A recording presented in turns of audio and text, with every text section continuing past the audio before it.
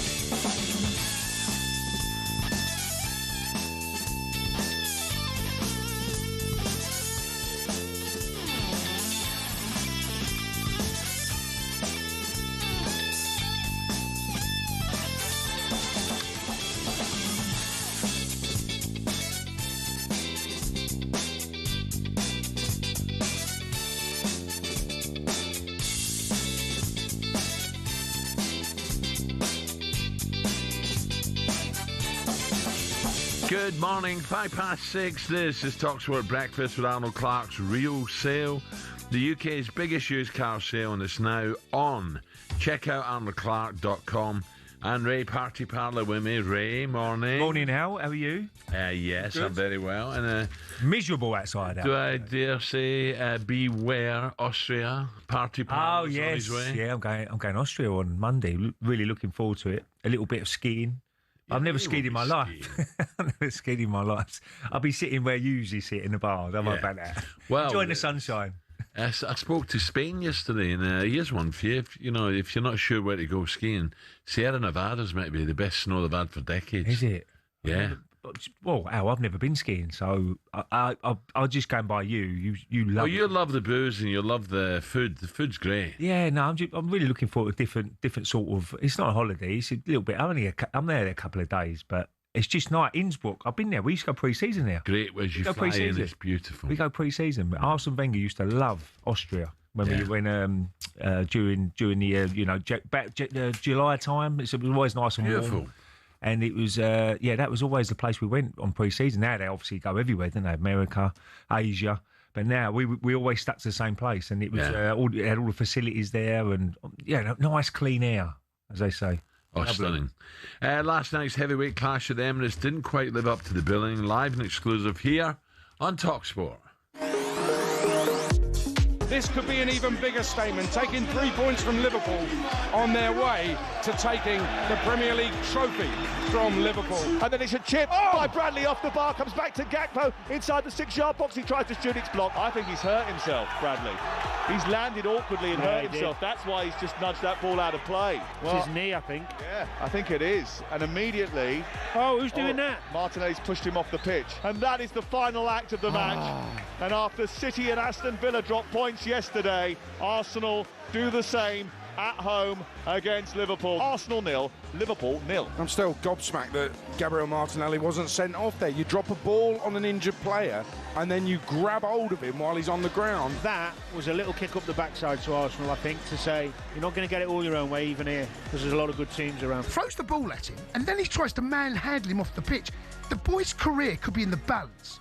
Absolutely disgusting. If you cannot win it at the end, we have to take the point. The players deserve a massive credit and praise for what they've done in this Christmas period, in those 6 matches, and we come out of that in a really strong position. Yeah, difficult one. First of all, the game, Ray, then we'll go on to the injury. Liverpool, it was never going to be easy, was it, with Liverpool Arsenal games?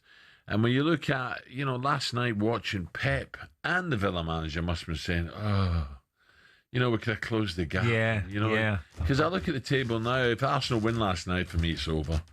Now I'm thinking, can City somehow shore up defence and go on a run? You know what I mean? There's just that doubt now. Yeah. Whereas if Arsenal puts it to bed, but Liverpool played well, to be fair. City would be kicking themselves. The last 3 games, they took 3 draws. 6 points have dropped, really, in a good positions as well. The Chelsea game, they should have seen out, really. I mean, get the ball in their heart, in Chelsea's half, and keep it away from... And they're just inviting pressure on. Brighton, they'll be very similar. They didn't get that second goal, kills the game off. So, they'll be kicking themselves. But last night, look, Liverpool deserve a lot of credit. I thought they played really well second half. They sort of dominated possession. Arsenal dropped back and back and back. There was defending on their edge of their box in the end. So that's that's credit to they have had a great run. They have, and Mikel Arteta's hitting an nail on the head there. I mean, he said over the Christmas period, which is a lot of games, 6 games, he said they've been superb. The players really have. They give everything, and he can't ask for much more, really. And look, they're still in a great position at the top of the table. They'll be disappointed because they're at home. But Liverpool, a good side on their day. Frimpong was lively on that right hand side. He had a couple of good chances, and Bradley obviously got the injury in the end. But he great little play, nearly with the little chip hit the crossbar in that first half. So they had their chances, Liverpool. But it was a situation where you come off the pitch. They're disappointed with the performance in the second half, Arsenal, but they still got a point out of it, and you move on to the next game. Okay, Forest away. And Bradley, listen. Oh, he'd be. There's no way. I'm saying that you're out of order, but there's no way he realised. Was it an ACL in the end? I don't know. Well, they don't know it's yet. Quite clear that he didn't realise the extent of the injury. No. But that's because people cheat all the time, Ray. Well, people do die. Football. Stay down, waste time. That's why. But he'd be devastated this morning now. I know. He's not a bad lad. He's not a bad lad, and he's not that sort of guy. But he don't realise how badly he's done his knee there. And hopefully, the most important thing is Bradley's okay. Let's hope he's not that as serious as it could look. Yeah. But he will be devastated this morning. And I'm really pleased he's apologised straight away to him. Yeah. Which you do. That's the first thing you do. The heat of the moment, people make mistakes. And Martinelli certainly made a big mistake there. Well, yesterday I said, I was chatting about, tongue in cheek, about Cucurella. Needs a slap. The way he goes down and rolls about, that's why. But now and again, when players get injured, that was genuine. You could see there was no one near him when he went down. No. And also, was it Gabriel and Verts? That was a little bit out of order as well. Get up. And luckily Verts wasn't. Yeah, he wasn't hurt, but sometimes it's blatant. Well, people do roll get around. Up, you tart, and other times you think, oh. Do you know when we used to get kicked? We got up straight away because he didn't want to show you. It was, exactly, Al. You think, well, if he stays down, I'm going to kick him again. It's great. He don't like it. So Ray, you're saying that Martinelli's a good guy. He's apologised. He wouldn't have meant to do that. Oh, he'd be devastated that if he has really hurt his leg, and which he looks like he might have done. He'd go for a scan today and find out the intent of what he's done. I mean, hopefully it ain't as serious as it looks like. It looks like a cruise ship for me, where he's twisted his knee. And that's a long injury. It's like 9 months out, which would be a nightmare for him. But let's hope it isn't that. But he will be, he was trying to say, like, you're right near the, just get off the pitch and we can carry on the game. But now, seeing some pictures back, it doesn't look good. Yeah. It doesn't look good what he did. Well, in the sports bar last night, Jason was enraged by Martinelli's actions. I thought it was a disgrace for Martinelli. Honestly, that is so unnecessary. I know what he's thinking. He thinks that Bradley's wasting time.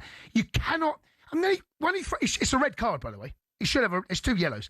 He throws the ball at him, and then he tries to manhandle him off the pitch. The boy's career could be in the balance. Absolutely disgusting. Disgusting from Martin. Classless, right? Absolutely classless. And the Liverpool players, I saw Canate get involved.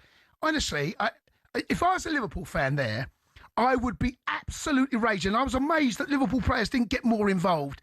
But I hope and pray that Bradley's it's not as serious as it might be.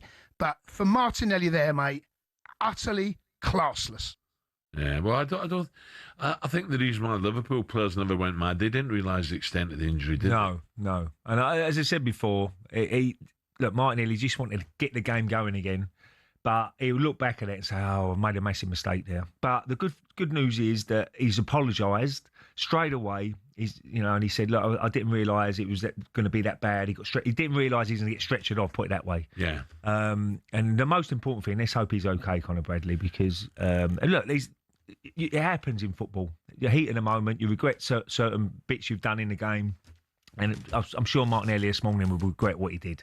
Yeah, and let's hope, let's hope Connor's... He had a good game as well, Conor Bradley, at right back. I thought he was very good. I thought early on, first half, just to go on the game before we hear from a Liverpool fan, I thought down that right-hand side, Arsenal's right-hand side, Saka was going to have a field day early on. Yeah, he did. He started really well.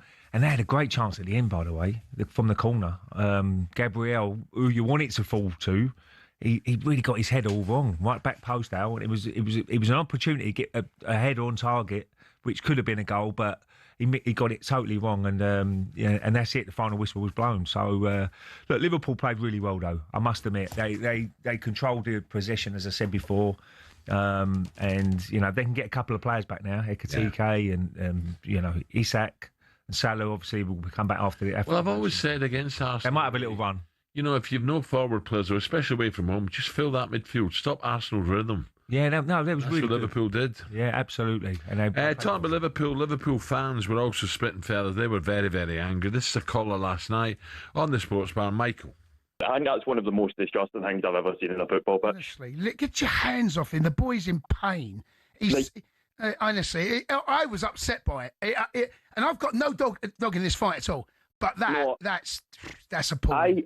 I honestly, and I've calmed down a bit, so maybe I'll take this back, but see if Canate had went up or someone, Gary Neville said it in commentary and said he's amazed no one went up and lamped him. I'd have taken that red card, I'd have stood up and I would have applauded him off that pitch. There you go, Michael, a Liverpool fan. Have you seen that incident this morning? A lot of ex-players pundits are really, really angry. But I understand why. No, I can see why. And I pray he's all right. Connor Bradley, you know, it's not as bad as it looks, but we see that every week, don't we? Get up, get off, get up, you know, but I don't know, was he screaming in pain? We don't know. We went right by the player. But have your say in this incident this morning. Give Ray and I a call. 03717 223344. Was what Martinelli did an act of classlessness, or are we just getting sick of players acting? This clearly was not acting. This is clearly a bad injury. Right on the touchline. Maybe he wouldn't have reacted like that if he was in field more. I don't know. Let us know. 03717 223344. Coming up, we turn attention to the back page. It's all about Martinelli again. Oh dear.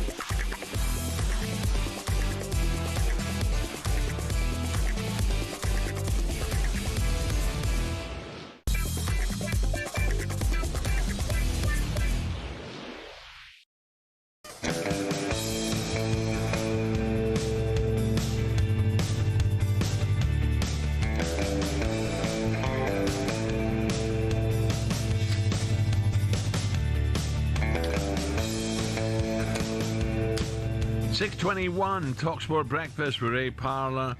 03717 223344. You're going crazy on the lines this morning. Wow. Let's head straight to the phone lines to get your thoughts on the Martinelli situation.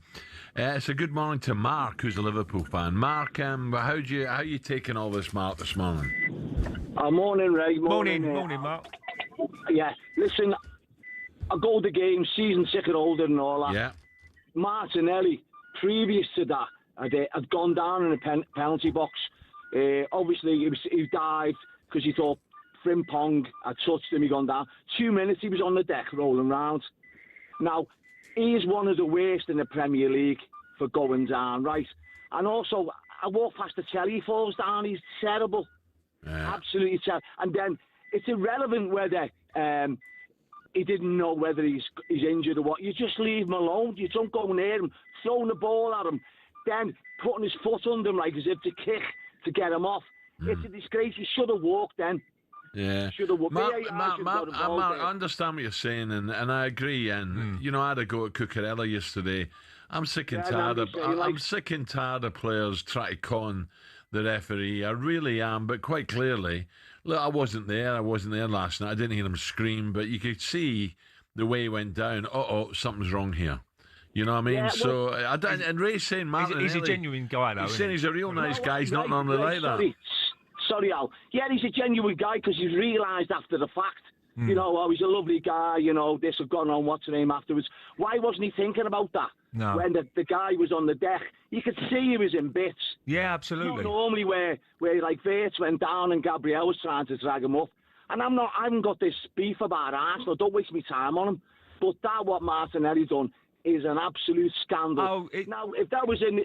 Ray, hang on. If that was in the Spurs Arsenal derby, there would have been murder. You'd have been kicking off.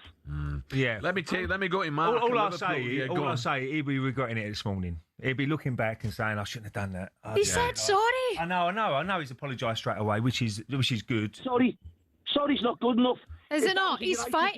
Listen, it's not the push that's caused him the issue, Mark. He's hurt his knee. And Mark, I take your point, Mark. Let me take one from Greg. Greg's an Arsenal fan. Greg, morning. Hi, Greg. You all right? Yeah, good, mate. What do you make of all, Greg? Listen, Martinelli shouldn't have done what he's done, but he's done the right thing. He's apologised. He hasn't done him off the ball. He hasn't bitten him like Luis Suarez. Remember that one, Liverpool fans, before you start naming people. But then the outcry, you got Gary Neville saying he should have whacked him. Gary, where was your energy at Highbury when you're hiding behind Roy Keane from Pat Vieira? You've got Gabby Abominahor tweeting he's a scumbag. A scumbag. Are you sure, Gabby? I know there's not a lot in that head, but have a little think, yeah? And as for Jason Cundy inciting Liverpool fans, Jason, you're 60 years old and you're inciting people to walk and clap people when they whack him and stuff like that. Have a think about what you're doing. Gabby Martinelli, he didn't kick him, he didn't bite him, he didn't elbow him, he didn't 2-foot him, he didn't scissor him. He misread the situation completely. Shouldn't have done it. But he's apologised. He didn't hurt him. Everyone calm down. If Conor Bradley can accept his apology, everyone else can. Yeah, and we hope Connor's all right as well. Greg, thank you. Right, so the number, just give us a call. Keep them coming. I'm intrigued with this. 03717 223344. You heard the voice of Shaban. Shaban is here. Hi. Hi, Shaban. No back pages, Ed? No? Go on, Shaban, Ed. morning. No back pages today? All right. Oh, whoa. Where's he gone, Ed? Where's he gone? He's on strike. He's on strike. I kind of agree with the second caller there. I think it's all going a bit mad. He'd be disappointed with himself. Of course he has, and he said that. Yeah, and he's Shaban, this was an accident waiting to happen because of all the play acting that goes on. Exactly. And Arne when a player goes down, he's really I think Arne slotted in and out on the head, yeah. If he was that serious injured, he wouldn't have done what general problem in football. It's not a good look. Martinelli said that. No, it's not. It's not at all. But do you know what? I think it's another reason to just hate on Arsenal. I think there's so much of a dislike towards the fan base. We heard that this week. There's a dislike towards Arteta, a dislike towards the team, the fact that they're doing well, that this has been made a mountain out of a molehill. Not the injury. If he has got a bad injury, you feel for the guy. I watched it at home and I went, he's hurt himself there. Serious. Martinelli's not realised that. give him the benefit of the doubt and chill, man. I mean, it was kind of good to see a player for Arsenal show that grit and try and take the game by the scruff of the neck as well. But I'm not making excuses for him. If Bradley wasn't lying on that line, I don't think he'd have tried to move him. Do you know what I mean? Yeah. I think it was a case of get off if you get some treatment. We want to win this game. But I'm not saying that's I'm not sticking up for him. It was in the middle of the pitch. Yeah, he would have done that. And by the way, just to add on this, I've gone through it frame by frame just in the office there again. When after the push happens, the clear push from Gabriel on Bradley then is towards right at the line of the pitch, and he manages to balance on one leg and push back towards the pitch ever so slightly. So he's held his own as well. The boys have shaken hands and made up. There's been a public apology on social media. Chill out. Yeah. Sorry, but I've never played the game, so you can't have that opinion. Back pages is all about this instead of the football yesterday. It's all about this moment. That's Brad behaviour. It's back page of the Sun, back page of the Times. Arsenal missed chance to go 8 points clear. Focusing on the football, Ray, that is a disappointment. It was, not yeah. 8 points clear. Opportunity, but I thought Liverpool were very good. I thought they played really well, especially second half. They really controlled the possession. Arsenal got a little bit deeper as a team. But they had a really good chance at the end, didn't they? Gabriel from the corner. Usually, that's who you want it to fall to from the corner. But he got his header all wrong. But yeah, I mean, look, I think Arteta hit a nail on the head after the game. He said it's been a really busy period. I've been delighted with the players. We've had a couple of injuries, players come in and out.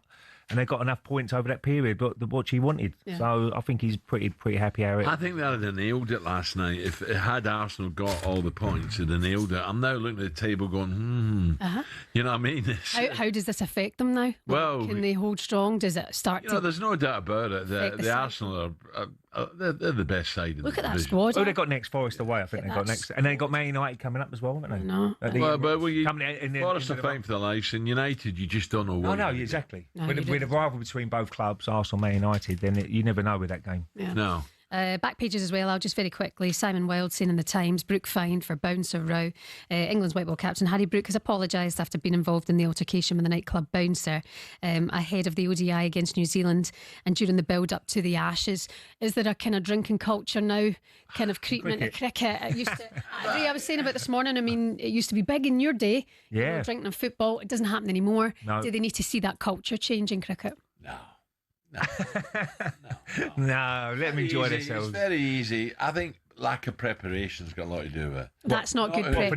Drinking ahead. Yeah, but are you saying they were all lashed? They were all getting lashed every day? I don't believe that. Yeah, but the problem is when results don't go your way, people is right. What they're up to? What they done? What they done wrong? They try and find. And there's people that are down the beach having a few tinnies. The prep.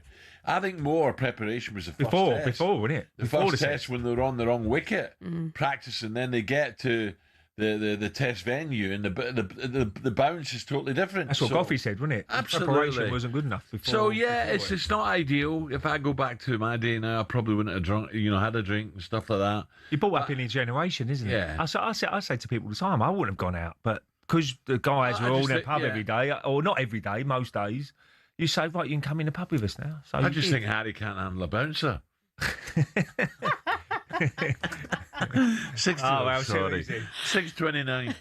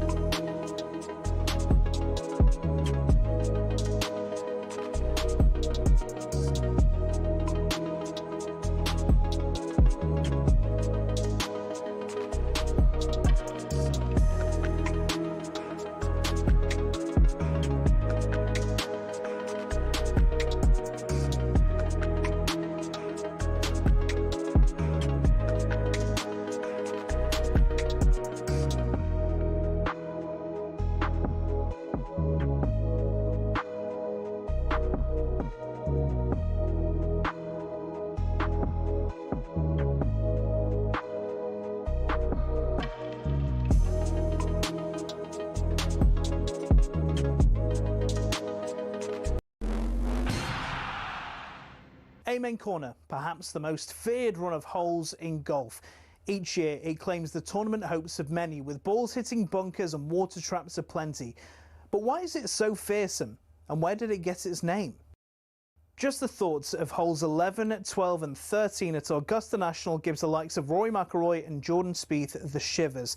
McIlroy hit 3 over and Spieth hit 4 over in their final rounds to blow their hopes of a green jacket in 2011 and 2016 respectively. But did you know Amen Corner's name is inspired by a jazz song from 1933? American sports writer Herbert Warren Wint, on the left here, wrote about it in 1958, referencing the song shouted in that Amen Corner when describing the run. Hole 11 is a par 4 over 520 yards with a green guarded by a pond and bunkers to the front edge. 12, perhaps golf's most famous hole, is a par 3 over just 155 yards. The green's guarded by Rays Creek at the front, more bunkers and azalea bushes ready to punish the smallest error. Then there's the 13th that teases the hook shot over the trees. It's a dogleg par 5 over 545 yards that's inviting for big hitters who want to reach the green in 2. If you want to win the Masters, you have to keep your score down around Amen Corner. So who'll be the next to fall victim to golf's most famous and most daunting challenge?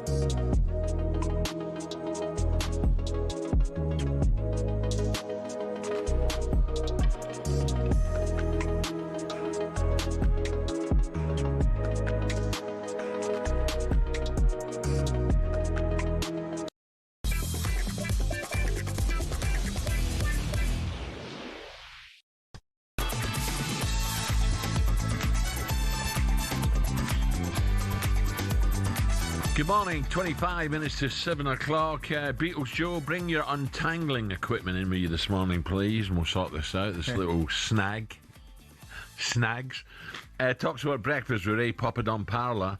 Right, the story's Dominic. Have you been currying lately? I went New Year's Eve for a curry, and that was all right. Yeah, I've got some coming up soon. I'm going to be trying a bit of curry, hopefully. Oh, yeah. Marks and Spencer's curry. Oh. I've never tried one, have you? Yeah.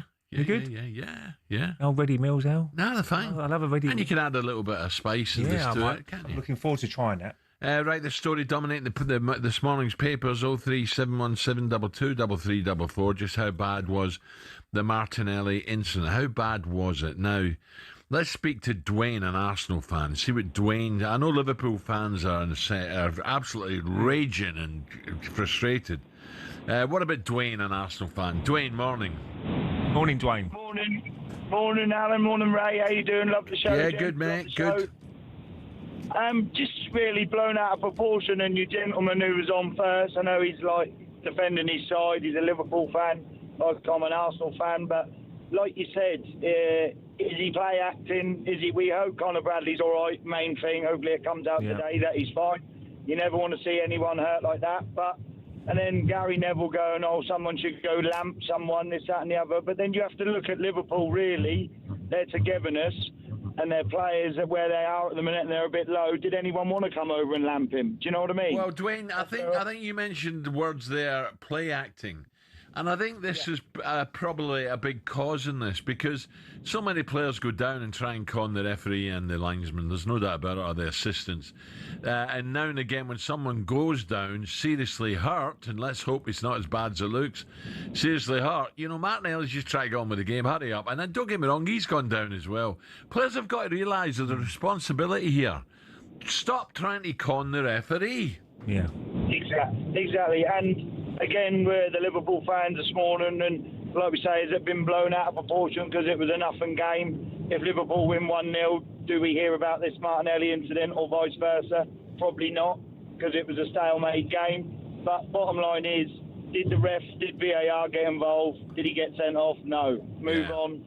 Hope Conor Bradley's all right. Dwayne, thank you. Yeah, that's the most important thing. Exactly, we're hoping he's it is his livelihood, isn't it? I mean, but when someone goes down like that, Ray, and there's no one... Well, I'm not saying there's no one near him. He's twisted his knee there. There's something. Yeah, I really hope it is not a cruise ship. But Martinelli suddenly said, "Oh God, I've got this wrong, haven't I?" Yeah, look, he held his hands up. I don't know what you do after. I'm sure I would have been straight in the dressing room area, into Liverpool dressing room, saying, "I'm really sorry about that. Shouldn't have done what I did. Heat of the moment, apologise. You've got to do that." I played in the game when Patrick Vieira, he spat at Neil Ruddock. I remember that. And we made him go in the dressing room and apologise straight away. And we said to him, "You can't do that." But you know what? I'm not making light of this, Ray. But what I'm saying is, players have got to realise they have a responsibility. Stop trying to con the ref. Well, they've got to start getting booked. If you can see it's a genuine, you're rolling around and there's nothing wrong with you, and refs know if they're hurt or not, usually, then you've got to get booked, haven't you? And then you won't do it. Simple as that.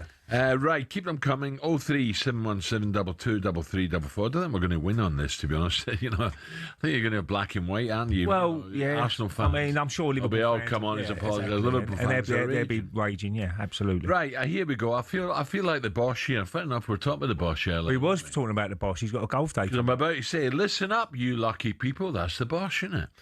Listen up, your final chance to enter 26 grand for 2026 competition. Here we go.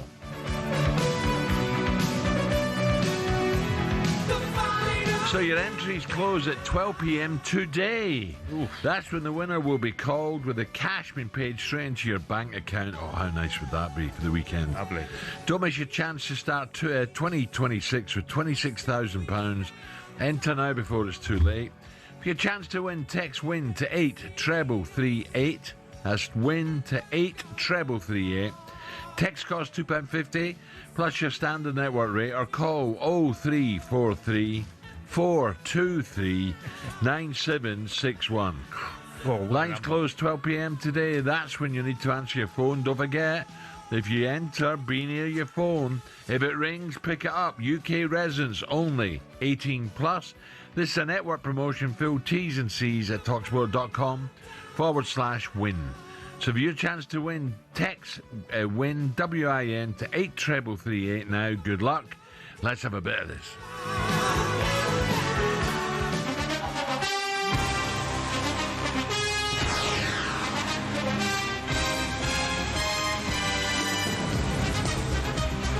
That can only mean one thing. The breakfast burger has been put down, and it's Big Ginge on the phone. Ginge, Will, morning, Will. Morning, Will. Morning, lads. How are we doing? Oh, that sounds a bit down. Well, he's earlier. He's 6:45, 20 to 7. Where are you, Will? Hold on. You're a bit down there, Will. Bright and early. Where are you, in London? Are you abroad? Still in London at the moment, flying out tomorrow, but we hit Philadelphia lovely. Tomorrow afternoon. I didn't mean to. I'm just trying to let the kids sleep, that's all. Come on. All right. Well, it's either a job, Will, or kids, pick one or the other. You without you working, Will, the kids don't, get what they want. Yeah, there's no chance my wife is watching this anyway, so it's job all the way. Will, on a serious note, bring us right up to speed now. Right up to speed. What's happening? So we've got the wildcard round of the NFL playoffs kick off this weekend, the first of 3 rounds before we get to the Super Bowl. All 6 games are going to be live and exclusive on talkSPORT 2, starting on Saturday evening from 9:30. But the big one on Sunday night, the 2 teams who have represented the NFC in the Super Bowl the last 3 years running, the Philadelphia Eagles and the San Francisco 49ers, going head-to-head in Philly, and talkSPORT are going to be there. I'm going to be doing live play-by-play commentary. We're flying into the city tomorrow. We're spending a couple of days there, and it's famous Philadelphia and Lincoln Financial Field for one of the greatest atmospheres. Oh, God, that is an absolute stitch-up. Have you seen what they put on the screen now? Unbelievable. Looking good, Will. I'm going to look far better when Who's I run that? up the rocky Who's steps that? than that. Is that Adrian Dunham who's put a few pounds on? It looks like Stuart Armour before he lost a few pounds. Good old Stewie. So we're down the last 6, are we? Well, so we've got, no, not quite yet. We've got 14 teams left. So there's 6 games this weekend. 2 teams get a week off.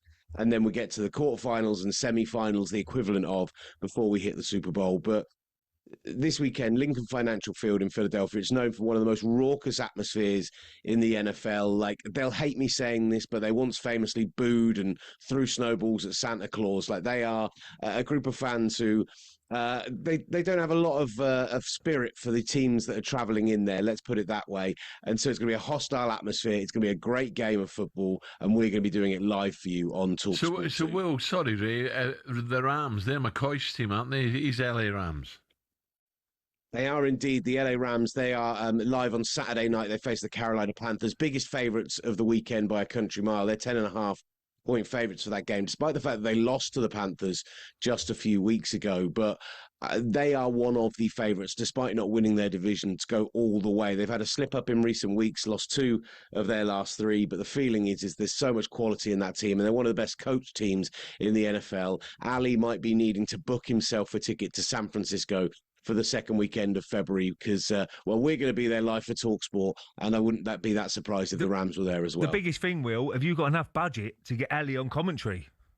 That's the big. No, that's the I don't big... think anyone's got enough budget to get Ali on commentary. We need some of that TNT money coming in, maybe. But I'll tell you what: if we agreed to get him into the game, then maybe he can come on commentary.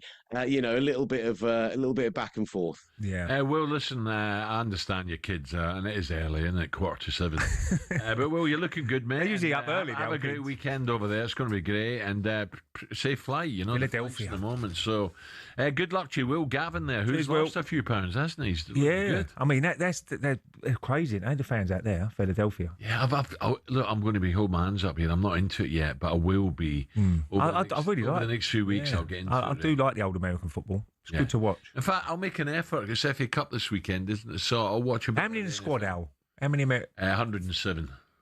You just made that up. Yeah. It's 50. It's over 50. 52. He should know. Yeah, 52. I'm telling you, 52. She's told 52? me. Oh. Yeah. Right, still to come on talkSPORT. Superstar Breakfast preview on talkSPORT with Travis Perkins. Download the new improved app to easily manage your accounts and quotes. Right, we're taking your calls this morning on that incident at the end of Arsenal-Liverpool. Martinelli trying to force injured Conor Bradley off the Emirates pitch. Jason Cundy was not happy. Throws the ball at him, and then he tries to manhandle him off the pitch. The boy's career could be in the balance. Absolutely disgusting. Disgusting from Martin. Classless. Jason used to dig a bit, didn't he, as a player? And then there was the chunk. He was too late. Yeah, I mean, as I said before, he was late tackles. But Cundy, Cundy could put his boot in, but the chunk, forget it. Couldn't tackle a fish supper. No, as I said before, he'd be gutted this morning what he'd done, Martinelli, and he shouldn't have done it. It didn't look great, if I'm being honest, but he's apologised, and I don't know what else you can do. Al. Right, is the wider problem, I'm asking you, the muddying of waters when it comes to players feigning injury, conning officials, though Bradley wasn't on this occasion, clearly hurt, and we pray that he's okay, that the season's not over. Give us a call, have your say. Also, Arsenal fans, how gutted are you? Look, at the end of the day, the table, you look at the table, still a healthy lead. But surely last night, 3 points would almost sealed it. It's still all to play for. That was our breakfast preview with Travis Perkins. Superstar Breakfast preview on talkSPORT with Travis Perkins. Get free next day track delivery. Head to travisperkins.co.uk or download the app.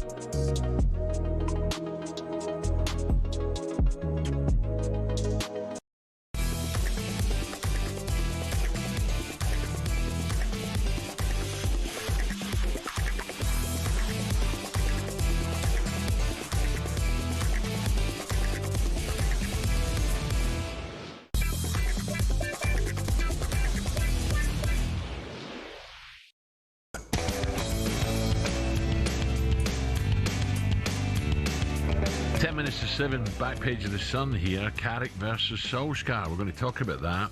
Ray Parlour alongside me. What do we know this Friday morning? It's become increasingly clear that Ole Gunnar and Michael Carrick are unlikely now to be asked to team up in an interim capacity at Man United for the rest of the season. Arsenal's Martinelli has apologised for trying to push an injured Liverpool defender Connor Bradley off the pitch during Thursday's last night's 0-0 draw between the sides. And after last night's stalemate at the Emirates, talkSPORT's Adrian Dunham gave his player ratings and a scathing 1 for the Arsenal striker Victor Gyökeres. He gave the Swedish striker a measly 3 out of 10, stating he didn't press, he didn't do anything. Gyökeres, who was signed for $55 million in the summer, failed to register a shot and touched the ball just once in the opposition box. Ray, I must admit, when he signed, I wasn't sure. Yeah. I'll take great pleasure and hold my hands up and say I've got this wrong. Yeah. Well, he's clearly lacking in confidence. He's a lot better player than what he's shown. But for me, he wasn't Arsenal's answer. Well, they was desperate for a striker. That's one thing, and there wasn't a lot of players around to get.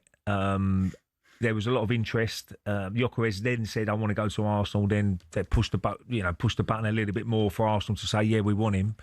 But yeah, he did struggle yesterday, I must admit. I mean, he's got to start making runs into areas where the ball could end up and you're going to score a goal. Yeah. Which he's not doing at the moment. And you know, Al, you've been a striker yourself. You know, you do lack a bit of confidence at times, belief. And that's when when the ball goes wide, you know, when you're on your game. You've got to go across. Try to predict it, aren't you? You're on your toes and you're off. You've got to make runs into areas where you expect the ball to go. Yeah. Sometimes it won't go there. The ball comes in and you're on your heels going, oh, God. Yeah, if I made that run, I would have got on the end of that. Correct. But the good news for Arsenal, Havertz, he's got to be close to coming back and playing. Well, he's still got Jesus as well. He come off the bench last night, and Havertz is not too far away. But yeah, I feel for players like that because you can see his endeavour. He's trying his best. Yeah. You know, his work rate's very good. The other day, Ray, I think Delap's now coming on to a game. I think he's he's starting to score a few. He's adjusting to the Premier League. Yeah. You know, in a top side. And the problem is, Al, there's not a lot of training going on at the moment. You know, you're not on that training field where you're making runs and you're waiting for people to cross. Because all the games, you're recovering half the time, so you can't really get the confidence back into your side or learn when the players are going to, Saka's pretty easy to read because when he cuts it back on his left foot, you know you can make your run then. Yeah. It's very simple. Like little David Beckham back in the day. When he used to open his body out, Van Nistelrooy will make his run right across that defender and the ball was whipped in, and if it was the right ball, Van Nistelrooy's on the end of it. Yeah. And that's what Gyökeres has got to learn with certain players when they're going to cross the ball and when the ball's going to go in the box. Sometimes it's full-backs who's going to get on the outside, and he's got to learn that. But at the moment, they're not training that hard and they can't really know what's happening. But he's still got to keep making the runs. But there was what was the occasion yesterday when Saka got right to the air? You know the ball's... That's where you've got to use your knowledge. You know it's going to be cut back. So you've got the first half when he come along the byline. Yeah. So as a player, you know the only ball he's got is cut back. So you've got to come off your defender and make sure you're there. To go in and then exactly. Right, make sure to head over to talksport.com if you want to see the rest of Adrian's player ratings from that game. But first, here comes Goldilocks. Hello. Virgin Radio Legends. Oh. Who's Goldilocks, me or Ray? What's happened? I love the hair extension. I used to be Goldilocks. Oh, thank you. I used to be Goldilocks, yeah. Is that what they called you? What? Did they used to? Yeah, I've been called Goldilocks. Have you? Shirley Temple. Yours were free. Lost an arm and a leg to get these extensions on. Right, history will be made this weekend with Alan Brazil. He's setting a new record for himself and he's doing 8 hours of Virgin Radio. He's getting like Ali McCoy, Alan. Yeah, no, he is actually. You're right. You're getting like Ali. It's a bit nice. You need a bigger safe. I found out yesterday. I'm like, what? What do you mean? So you're doing your Legends show, Virgin Radio Legends, but you're also doing the main station as well. Oh! Bing, bing. Oh. It's doing the main show as well. You're doing with it all. You can't take it with you, Al. Keep the wolf from the door. You can't take it with you. Listen, people would pay good money to get this, but you are getting paid good money to do this. I would hope 8 hours of Alan Brazil coming up in Virgin. Are you just a little bit jealous when you used to spin a few discs? I'm so jealous. I wish. I'll go Virgin You would need a come knocking patter. on my You need door. a bit of patter with to go with. Mate, your patter's water. Don't talk to me. Don't talk to me. Don't at me about my patter. So he's on the main station and on Virgin Radio Legends. As you know, his Legends show is sharing stories from his career, playing his favourite tunes along the way. They're struggling to get people over in Virgin. Yeah, apparently they've called everyone. They've only hell. Apparently even Ray said though.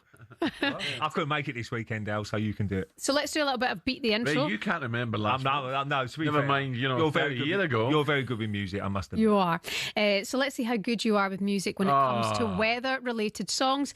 Beat the Intro. We'll play the first bit of the song and you have to guess who it is. An extra point if you can name the track as well. Okay, song number 1. Ed, go for it.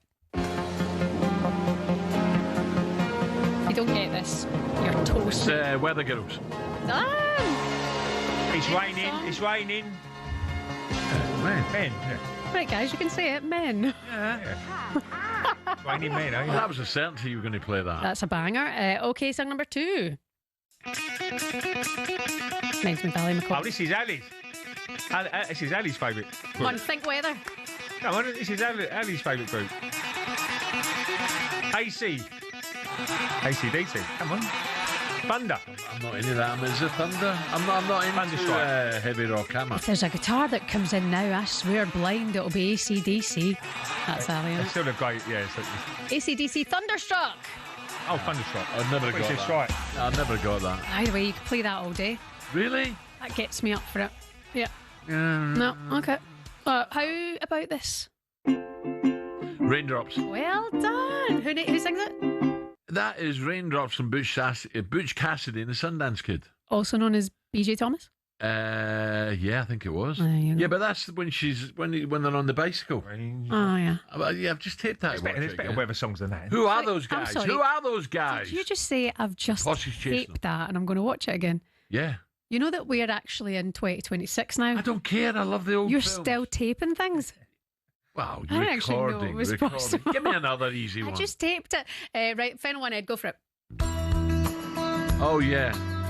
Always bring the weather with your crowded house. Well done. Alan Brazil, 8 hours on Virgin tomorrow, Virgin Radio and Legends. That Purple Rain. That's a better one, isn't it? Oh, good Yeah, idea. could have done, Ray. You could have get that one out. Yeah. Yeah. Do it next time. Next time there's a storm, Ray. We'll bring it for you. Right, okie dokie. We're into the second hour. We will take calls. When's that? Virgin Radio again, Shaban? When is that? Just tomorrow. Tomorrow you're doing your Virgin I Radio do 6 Legends. till 10. But what's the other one? Oh, What, the big main station. show one? Yeah. Good question. He's going to get Should burnt you out not this know week. that? No, they only told me yesterday. I don't know.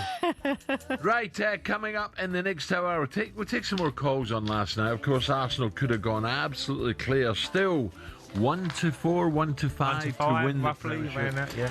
that, yeah. Dom King, we'll talk to Dom on last night's game. Shaban will be back. Max Harris, a Western Supermare goalie day. I hope he don't have a Is he Western going to have Super. a Western Super? Who Let's else hope will not. we talk to later on? We'll talk to Coddle, of course, with all the sporting odds. Petty Groves, Gary Caldwell, Exeter City manager, heading to Man City. Of course, it's the FA Cup. I love the FA Cup. We'll talk to big Paul Elliott as well. I once played against Paul. By the way, Al, for Pisa. He played for Pisa. Player Paul back in the day. Against FC Baden. We were at El Choco, which Ali is on about, in the mountain retreat to get fit. And Little Sam coming up as well. And Don't forget Virgin, Little Sam. just quickly before we break, Virgin, you're on 10 p.m. till 2 a.m. Oh, is it? So you're on a graveyard shift. Yeah, I'll be sleeping. 2 minutes to 7.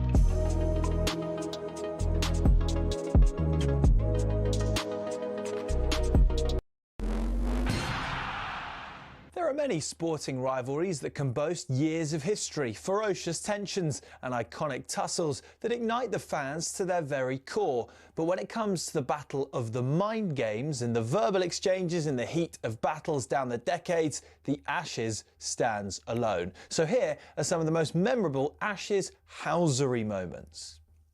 Few figures in Ashes history were despised by the opposition more than Douglas Jardine. He was the granite-jawed architect of the notorious 1932 Bodyline series, which sent shockwaves through the sport that still reverberate nearly a century later. One day, the hurricane met the tornado as Jardine met Yabba. As the name suggests, Yabba, real name Stephen Harold Gascoigne, was a heckler who became so famous that a statue was made of him. When Jardine was on the boundary swatting away some flies, Yabba yelled the immortal line, "Jardine, leave our flies alone. They're the only friends you've got here." Like Jardine before him, Stuart Broad is another figure who had a particular gift for riling the Aussie public, mainly due to his jaw-dropping survival at Trent Bridge in 2013, when he very visibly nicked off to slip and refused to walk. Broad is somewhat the modern housery king. He officially became a sorcerer in 2023 when his random bail swaps twice bought a wicket with the next ball at the Oval. 3 tests earlier, after that Carey Bairstow run-out, Broad made sure he was right in the thick of the pantomime. Wicketkeeper Ian Healy issued one of the great lines towards Nasser Hussain. When Steve Waugh told Ricky Ponting to field right under Hussain's nose, Healy remarked, "That could be anywhere within a 3-mile radius." Poor Nass. But perhaps the most poetic of sledges came from bowler of lightning bolts Dennis Lillee, about the Yorkshireman of Yorkshiremen, Geoffrey Boycott, about whom Lillee wrote this: "He's the only fellow I've met who fell in love with himself at a young age and has remained faithful ever since." Priceless.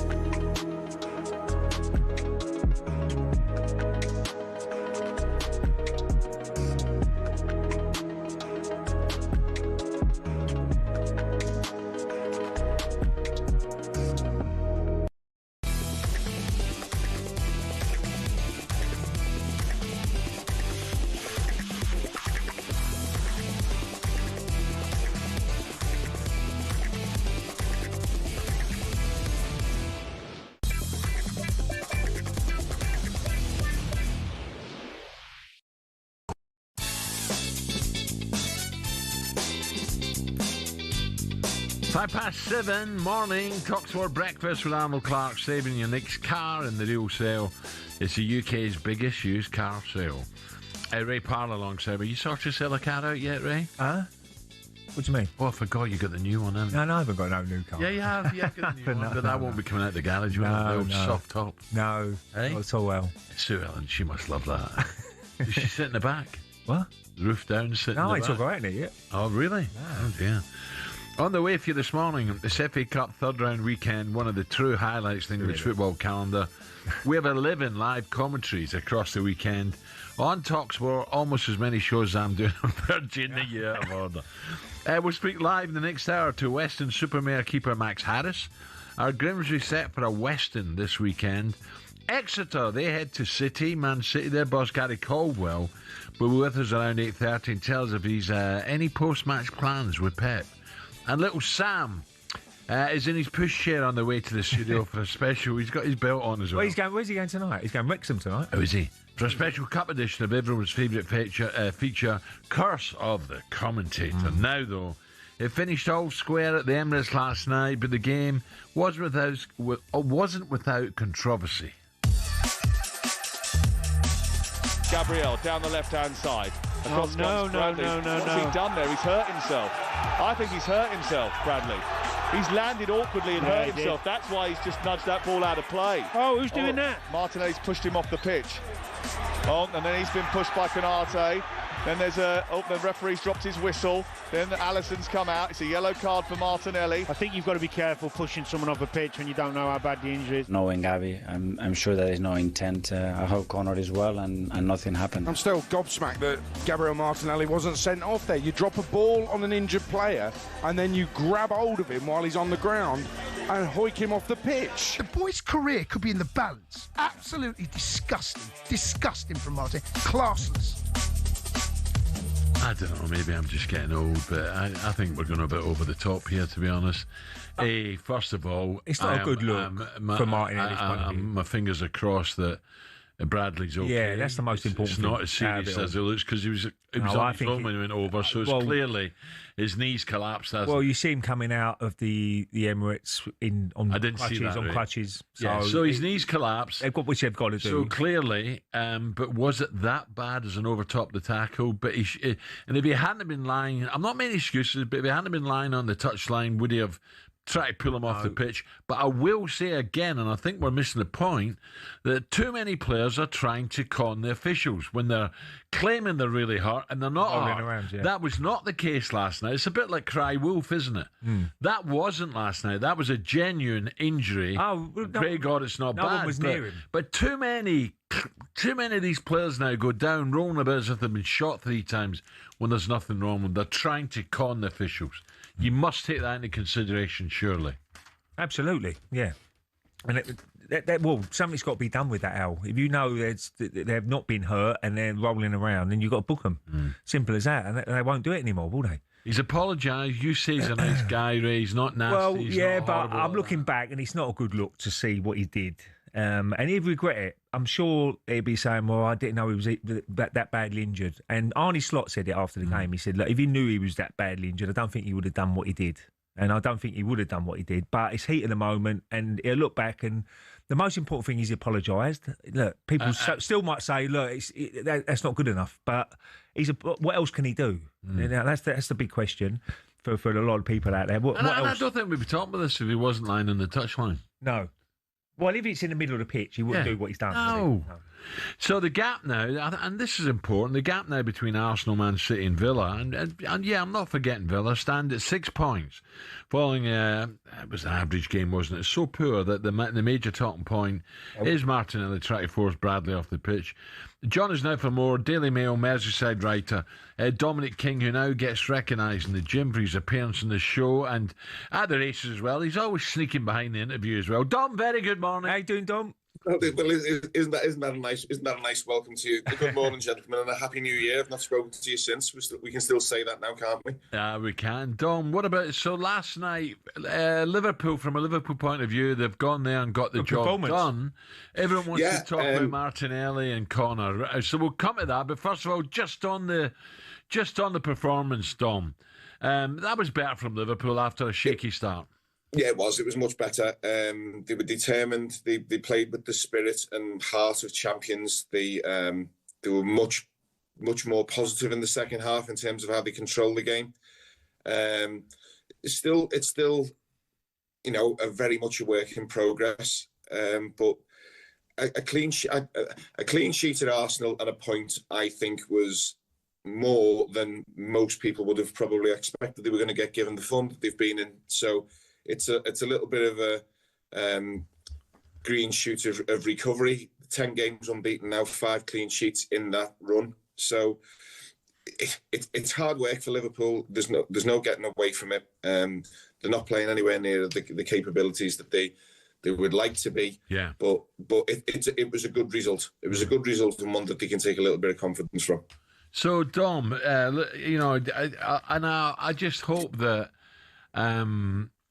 Fans are not getting the wrong idea, which I'm trying to, I said cry wolf. There's so many players And clearly not last night, but there's so many players have tried to con officials with rolling over and hurt when they've not been touched.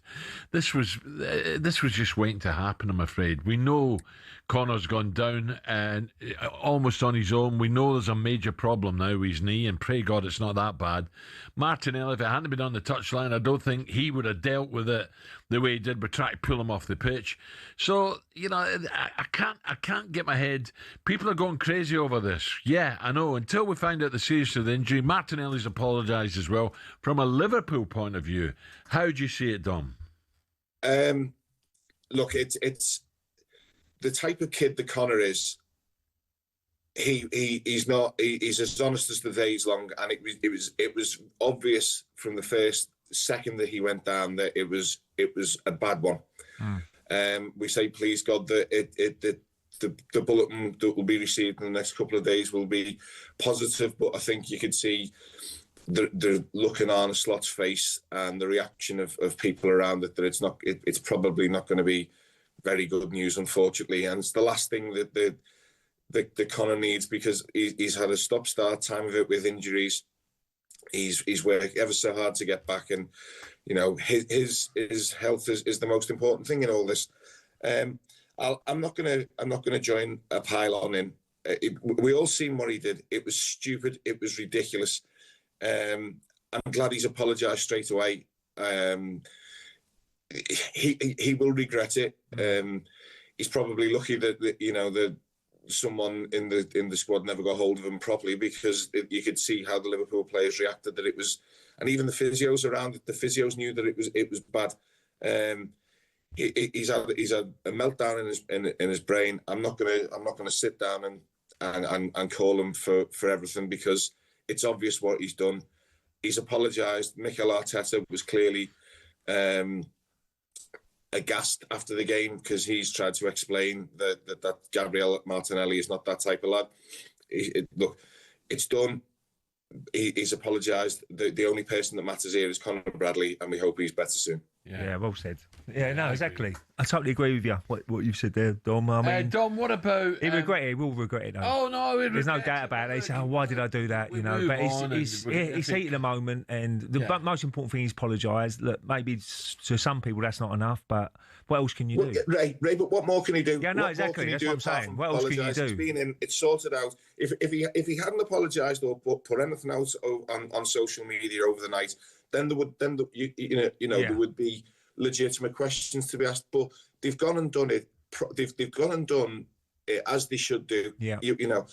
Look, I've always associated Arsenal with handling things with a bit of class all the way through my life. And if they've sorted it out now, then let's just end it and forget about it. Let's hope, as you rightly said, Dom, let's hope Conor Bradley's okay. No, absolutely. That's the key. That's the most important thing. Dom, what do we do about play acting here?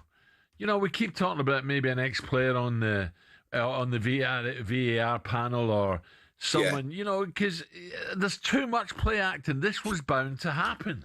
There is, but I think I don't think I can talk about play acting. And I understand exactly what you're saying, and I agree with it, because some of the stuff that you see going on pitches over a season drives you mad. And look, sorry to go off topic, but we're at a situation now where I was at Everton Wolves on Wednesday night, and you see Michael Keane getting sent off for an accident. Do you know what I mean? The game has gone absolutely bonkers. But I don't think we can talk about play acting in terms of where Conor was, because that absolutely wasn't the case with him at all. And I just hope, as I said, just to reiterate, let's hope that he's.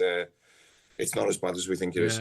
Dom, normally it's a beautiful, crisp blue sky, and conservative there. All I see is, darkness. How have you had it up there? Weather? It's a bit of a dust and a snow last night, bit of wind and rain, but it's not too bad this morning. But listen, I just heard that you've got someone from Western Supermare coming on the show. Yes. The goalkeeper. I went down there on Saturday. There's going to be a feature in our paper tomorrow. I spent the day at Western Supermare last week. I watched them play Farnborough. What a brilliant club! What a brilliant story! And I've been at Grimsby as well this year when just before they played Brentford in the League Cup. That's what football's about. That's what we should be talking about. Well, that's what the FA Cup's all about. Yeah, absolutely. Yeah. They're going there with great dreams. I know they're supposed to be training at Sheffield United today on the way up as a treat. They've had a favour called in. It's a brilliant time for them, and I think everybody should wish them all the luck in the world, because it was like Marine playing Tottenham a few years ago. They've already reached Wembley in some way, and what a great opportunity it is for them. Yeah, absolutely. Dom, nice one. Cheers, Talking to Tottenham, coming up, we turn attention to Spurs. Is it the right decision for Romero to remain as captain after what he said, the statement he released? We'll discuss that one next. Thanks to Dom King from the Mail.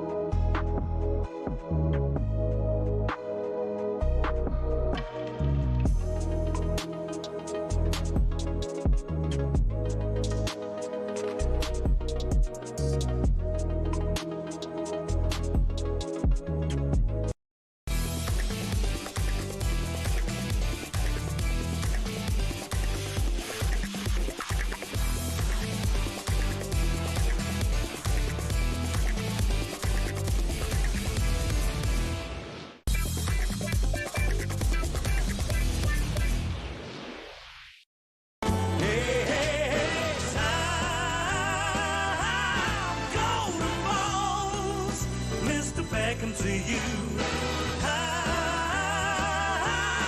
Go balls, Mr. Beckham to you and you. And I'm always There's times like this I wish it was snowed in. Is this on your Virgin? No, playlist? it won't be. No. Don't have to do this, please. Come on, what are you doing? Come on now. You give them Muppets in the later show to do it.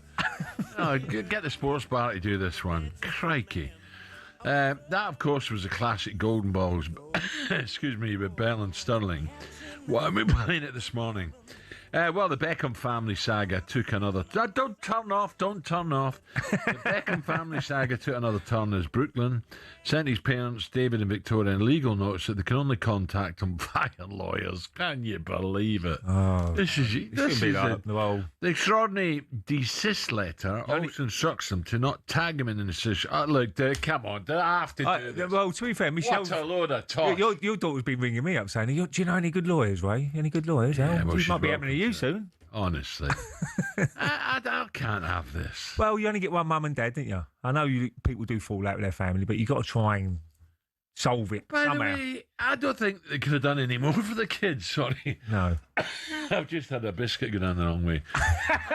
I really don't I don't think David and Victoria could have done any more for the kids. Biscuit's gone down the wrong way. Where's the biscuit gone then? By the way, I hope this wasn't your idea, Siobhan. You know what?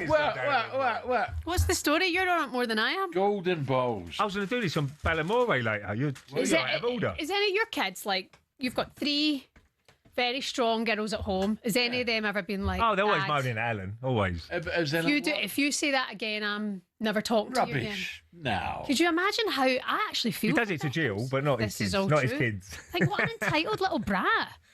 Well, hitting them with some sort of order. Look, well, she's got a lot of money as well, hasn't she? Her family, so they've got the money to do it. Yeah, maybe. They're not relying on money. Maybe. Look, I don't know this lady. Sad families break me. I don't know this lady. it's not Maybe, right, maybe yeah. she's influenced somebody to do it. I don't know, but get a grip. That's your mum and dad. I would say that's the case. She'd be pushing him. Oh, And you he's blame put him the into new a- wife? She's put him into a corner, maybe. I can't believe it. Honestly, I come first, not your mum and dad. Why are we infatuated now by Showbiz? Showbiz. Big names, Showbiz's kids. I'm more worried where the biscuits got. Weddings and stuff like that. I'm really. What biscuit Is there was not it? more to life than this? The biscuit went down among us with his coughing. Anyway, Siobhan, what you got? Some more on Brooklyn Beckham and why I'm joking. Don't worry about it. Have a glass of water. Let's talk about Spurs and the week that they're having, shall we? Well, let's go back to the Beckhams. Romero post was mistake, says Thomas Frank. It's all over give us a break. today.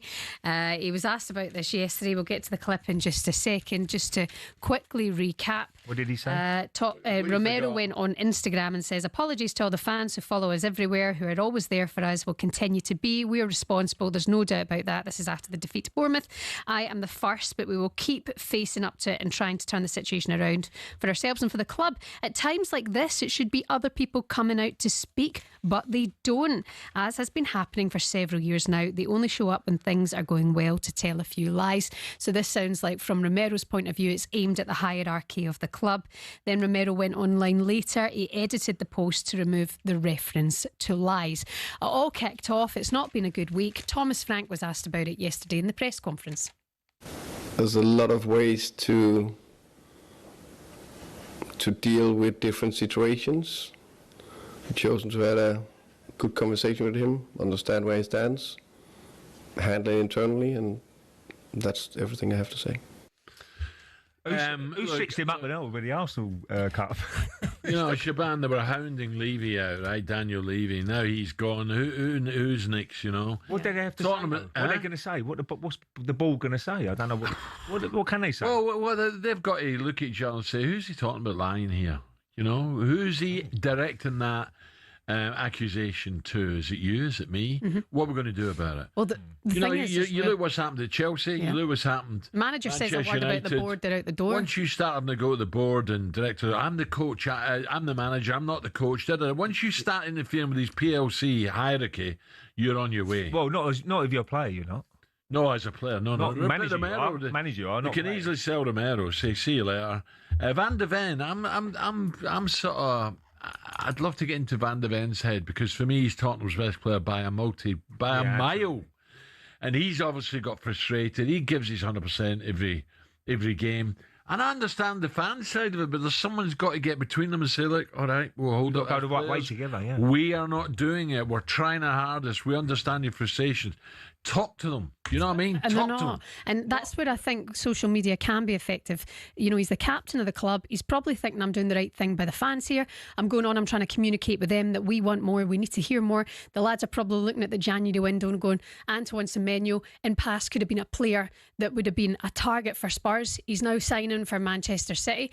You look at players in the past, for example, Eze in the summer was the #1 target for Spurs. They fall flat in their face and then he goes to Arsenal. So they're probably looking at the situation.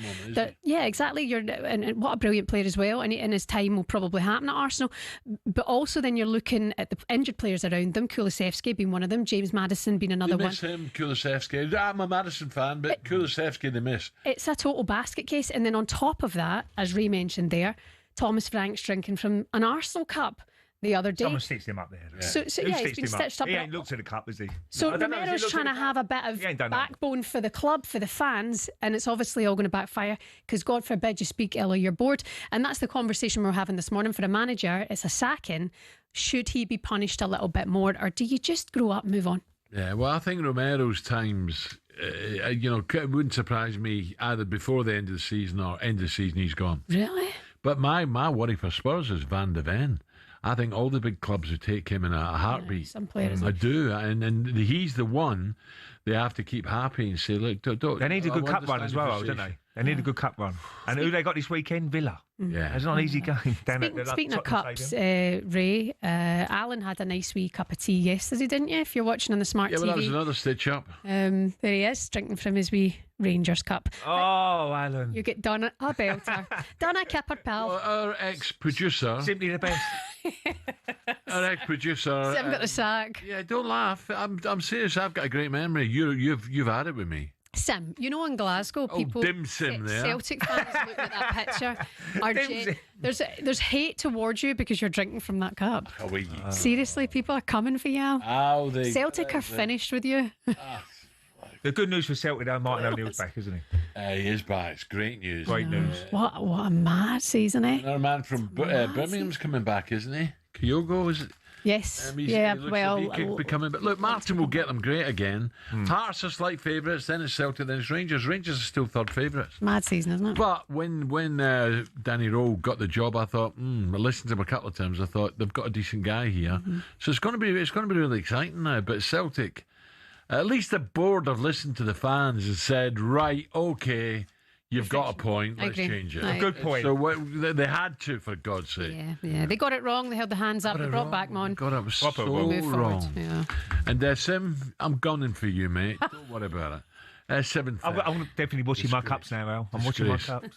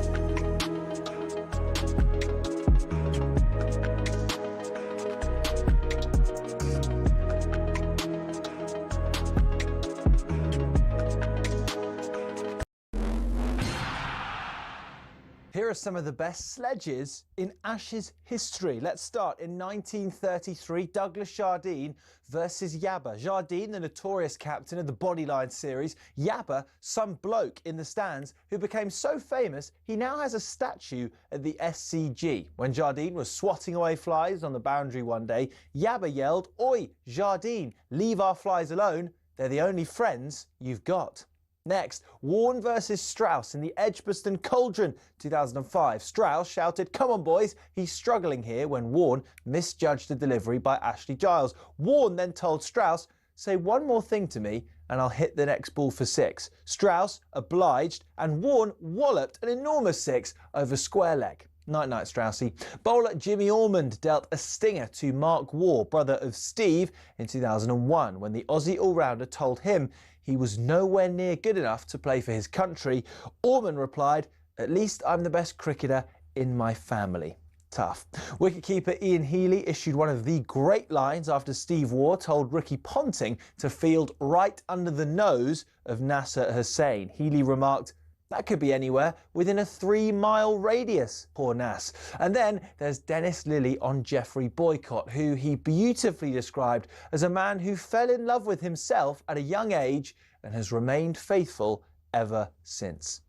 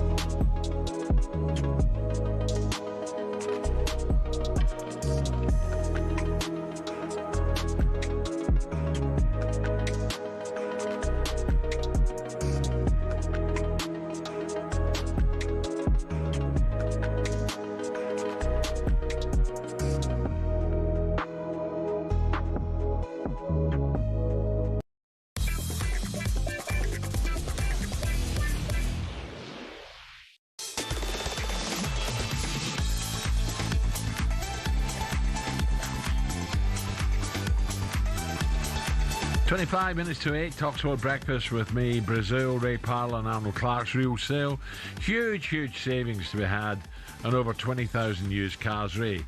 Right, listen up, you lucky people. Here's the box. 26k for 2026 on talkSPORT.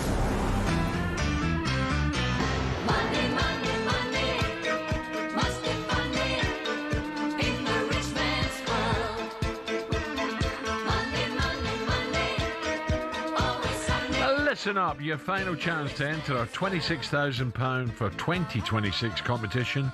Entry closed at midday today, 12 p.m. That's when the winner will be called, with the cash being paid straight into their bank accounts. Don't miss your chance to start 2026 with 26 grand. Enter now before it's too late. For your chance to win, text WIN to 83338. Text costs £2.50 plus your standard network rate. Or call 0343 423 9761. I'm not repeating that. Lines close 12 p.m. today. That's when you need to answer your phone. If it rings, please do. If you've won, pick your phone up.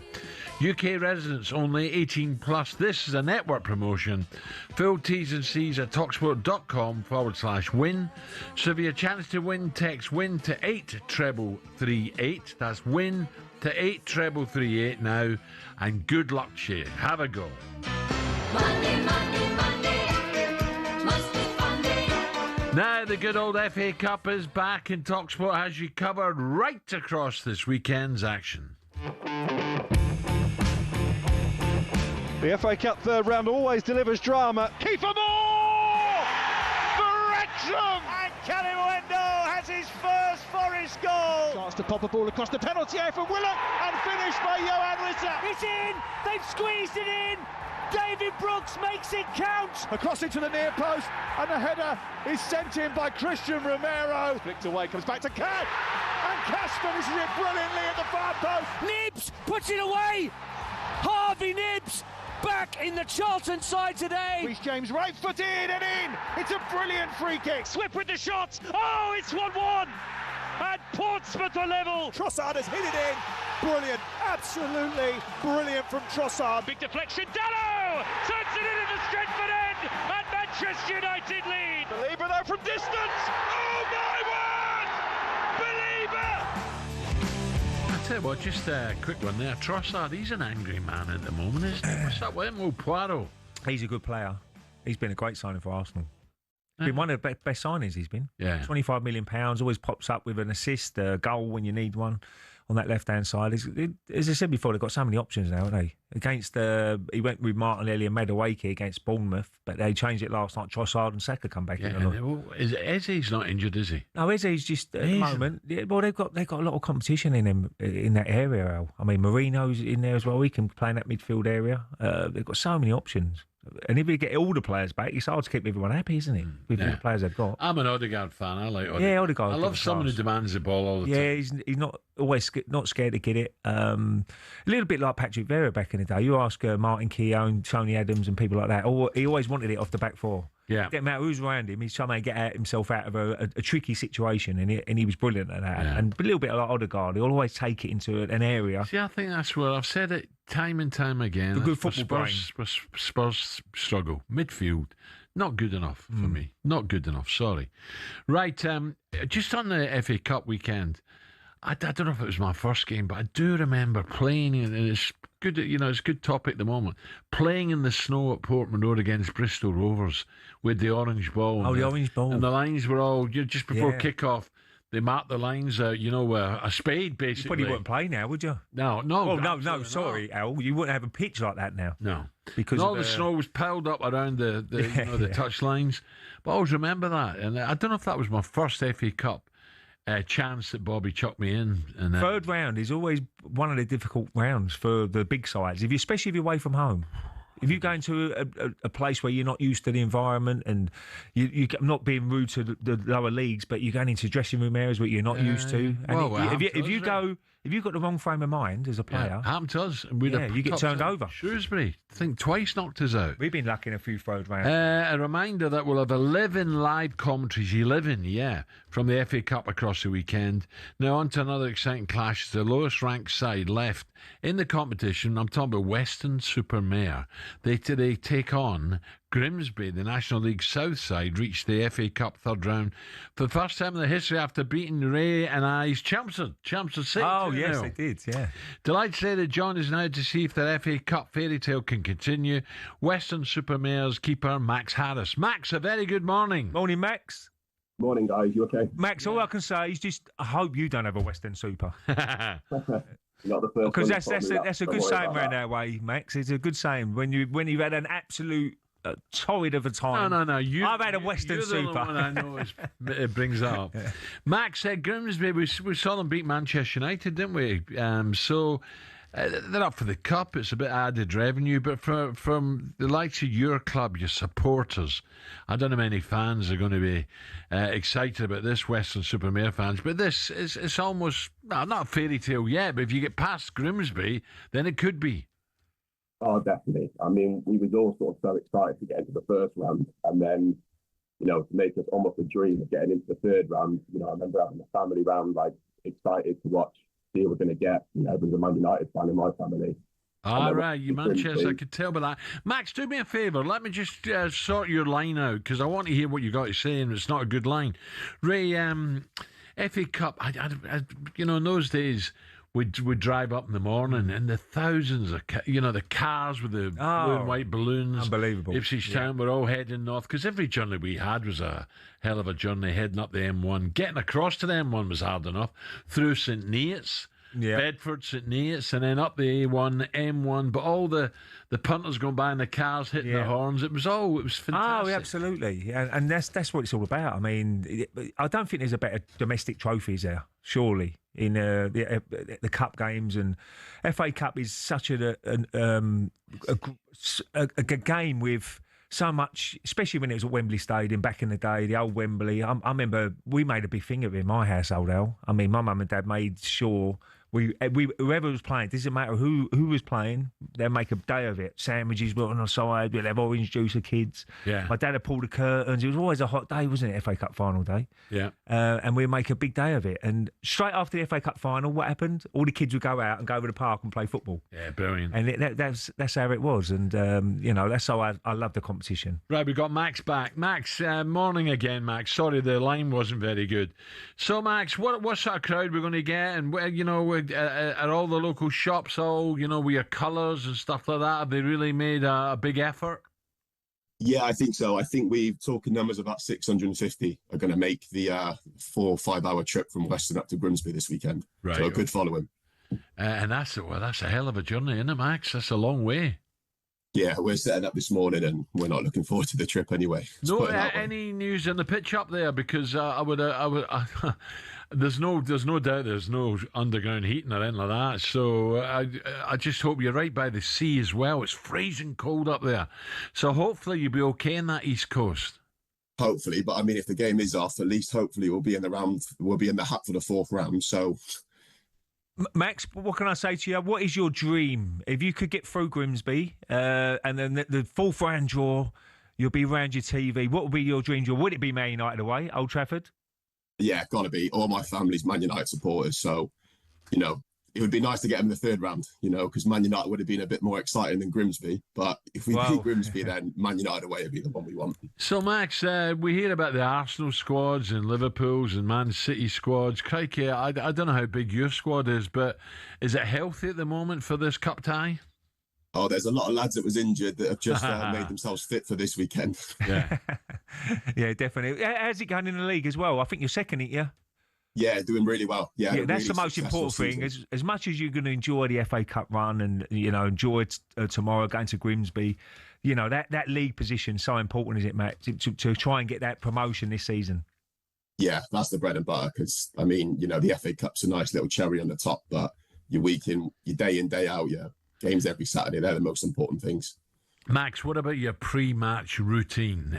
Are you stopping somewhere? Do you have a steak, or is it bring your own sandwiches and a cup of hot soup? Well, in the second round of the FA Cup, we all pulled up in the Tesco's and was all getting meal deals before the second round of the FA Cup. That's what it's all about. Oh, yeah. Listen, Max, we really wish you well. I'm going to look out for this result, and hopefully the game will go ahead, mate. Is there a pitch inspection, have we heard, or is it okay? I'm not sure. We're going up today, so we're going up shortly. I think we're training up en route, and then again we'll find out. How many hours will that take you, Max, roughly? I think it'd be about 4.5 hours. Oh, that's today. okay. I thought it was more than that. A few games of cards on the old bus. Do your win bonus before you get there. Max, good luck to you, pal. Thank you. Good luck, mate. Perfect. Cheers, guys. Thank you. Lovely, innit? I thought it'd be longer than that. 4 and a bit. Well, go down the M5, wouldn't they? Go through to Birmingham, Western Super, that way. Through Cheltenham, past Cheltenham. I remember commentating there. You climb over the roof and Western Super. Oh, Grimsby. Oh, Grimsby. Oh. You got the North Sea right there. They'd be on Butlins after, wouldn't they? I think Ali told me Arbroath is the closest to the sea, but Grimsby can't be far off it.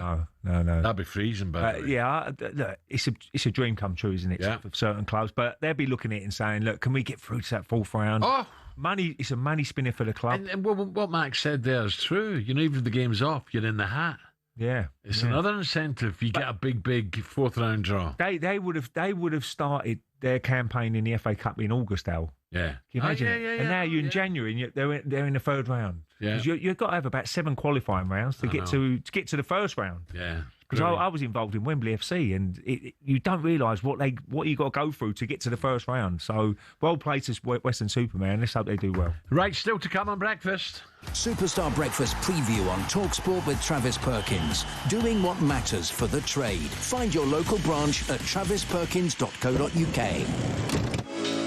Right, coming up, a talkSPORT feature, favourite feature is returning. It's Transfer Tinder. I'll be swiping right and left all over the place. I absolutely love Tinder. Yeah, I'm sure I do.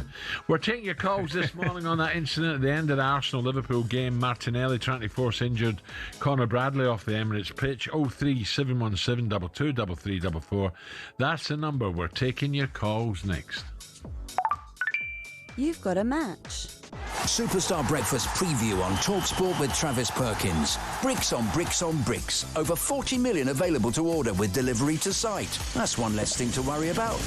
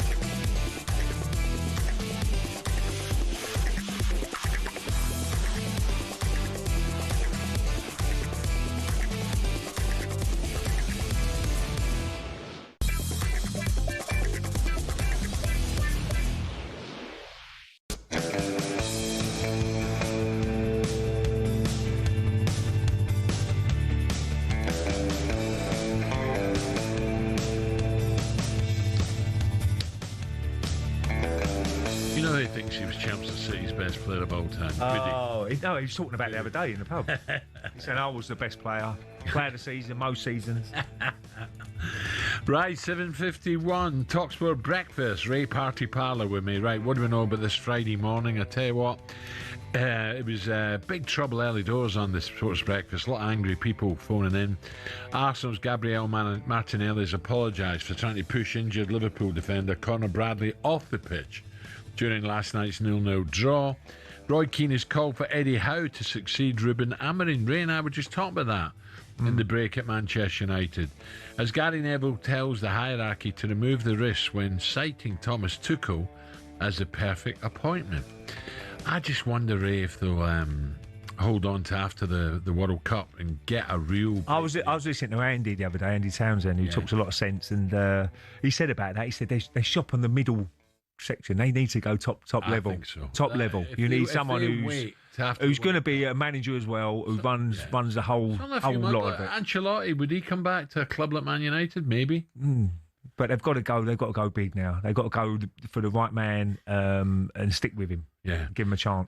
Cricket as well. England batter Harry Brook has apologised after being involved in an altercation with a nightclub bouncer on the eve of a one-day international during the tour of New Zealand. By the way, that's a long tour they've been on, isn't it?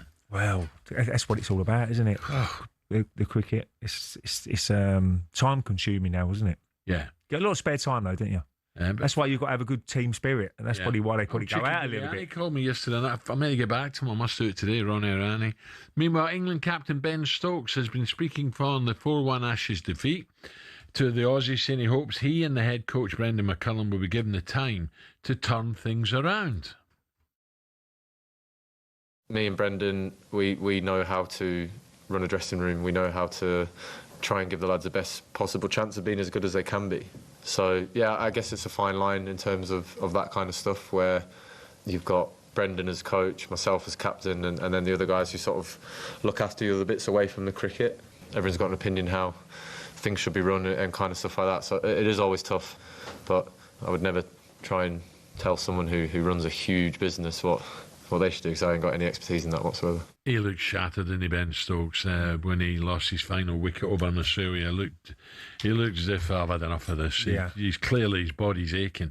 Ray, this might be controversial, but of England, do they need more bottle to stand up in big games like that against Australia? Well, they would have been massive favourites, weren't they, Australia, going into it? Yeah, being at home. I'd say massive, but favourites, yeah. Yeah. Look, it was always going to be difficult, wasn't it, to go to Australia? It would have been an unbelievable performance to win it. The Australians were nowhere near at full strength. Well, who was the best player for them? What's his name? Travis Head. Head, he was unbelievable. Oh, over 500. And Stark. Yeah, Stark on that first day. I remember that first day when they had 18 wickets. And I was doing a show with Adrian Durran. And every 5 minutes, there's another wicket, another wicket, another wicket. I've never seen so many wickets go down with a pitch. But yeah, I mean, Australia deserved to win in the end, and it was a canter in the end, wasn't it? Now, for more reaction to the Ashes, head over to talkSPORT Cricket YouTube channel. Right, time for a bit of this. Stick a load of singles in there, and then they fall in love. Of course it's hard. It's supposed to be hard. A 36-year-old, you'll have the knockers, you will. Just because it's offering its teat, do I really have to muscle on that? Is there anything in your personal life that could be causing you stress, sir? I'm not a great lover. Hello, what's your name? Sarah Louise. Sarah Louise, fuck, you're up for it, aren't you? I was in love at the time, that's what I was doing. At the time? Right, oh hey, what's going on here? You get wheeled in there like iron. No, he's got a nice little What was all that about? Oscar actually wheeled me in on a chair there. I'm getting very chivalrous. This keeps going down. I'm getting like little Sam here. It keeps shrinking. Seriously, I'm getting lower and lower. Right, look at the time. Come on, what have we got, Shaban? It's that time of year, baby. Transfer Tinder is back now. Apparently, we have to it is most. Come on, it's lightening up transfer. It's still transfers. You're just going to swipe right if you like it. All right. Get down with the kids a little bit. I'll go left. One thing is, though, if you are single in January, apparently it's the hardest time of year to be single. Why? Because people do dry January, everyone's staying in to save some money. Yeah. What tips do you give the singletons? Well, some people, singletons, like their own company, go down there with a bottle of wine and a nice book and sit there What for a if few you're doing hours dry January? in front What if of you the can't fire. read? Don't do dry January. sit in front of the fire and just chill out, no hassle. Lovely. What if you want someone in the other chair, Ray? How'd you meet someone today in this day? Well, you just wait till February, don't you? Hang on a month long. Oh, look at that motley crew in there.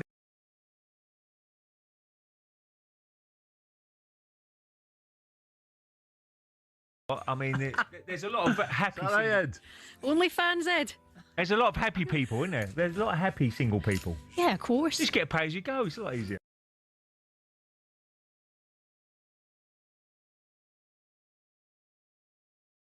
He's having a meltdown in there. Come on, it's When was the last time you see Ollie with a bird? Oh, dear. Hey, it's confirmation. This is a good point. If only you knew. By the way, people don't tell you anything anymore because you out things on air.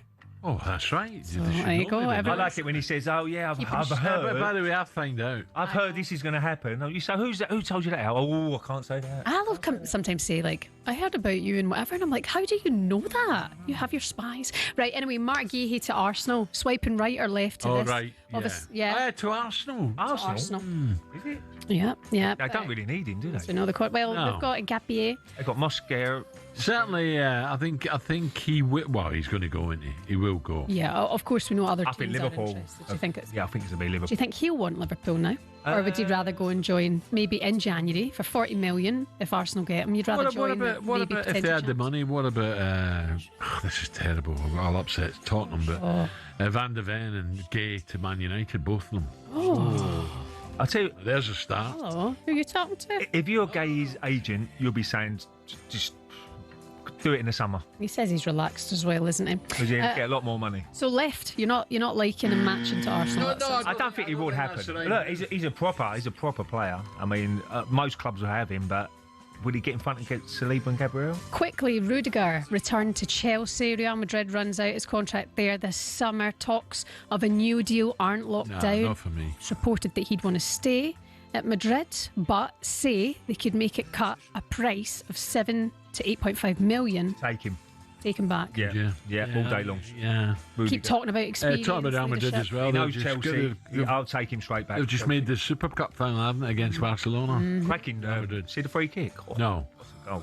All right, it's a bit of a match then. Rudiger I'll back to definitely. You definitely take Rudiger back. Every Chelsea fan out would take him back. All right, okay. I think Olivia, we'll ask Olivia. She's a big Chelsea fan. She would definitely take him back. Absolutely, you would. She's not talking to me, Olivia. But it's because this is exactly what we were talking about there. People don't tell you things anymore because you spill them on the radio. Have you got any more for us? Evan Ferguson to Forest on loan at AS Roma. He signed a contract, of course, with Brighton till 2029. Forest are interested in bringing him in, but there's a chance Brighton might want a fee or a structured loan deal rather than a cut price. Would you take Evan Ferguson to Forest, say, for the price of 24 to 30 million? Oh, mind you, he's got potential though. Still got potential. So I would take him. Yeah, I think this day and age, everybody's 30 million, aren't they? Really? And if you can make him a better player and get the best out of him, his price will double. Yeah. So a lot of people do it as investments a lot of the time. I wonder, talking about Brighton, very briefly because we're running out of time. Brighton, the Brighton owner, Mr. Bloom, will he go into the transfer market? Hearts are now favourite to win the SPL. Will he tweak it a wee bit now? He's got the money to do it. What a chance they've got. Didn't they? What a chance they've got. The fact that Tony Bloom says 10-year plan to win the league, and they might do it in their first season. Amazing. Tony Bloom, get in the bin. Is that you away up the road? That's me done, guys. Done now. It's really good to see you. Have a great weekend. I'll listen to you on Virgin tomorrow, Ray. I'll listen to you on the radio. Oh, well, yeah. Well, a wee glass of whispering. I'm on a dry January. Oh, yeah. I know. So it's raining. What about Jamie? No, he's not. He's wet January. He's still necking, is he? Good boy. I may want to live with you. 8 o'clock.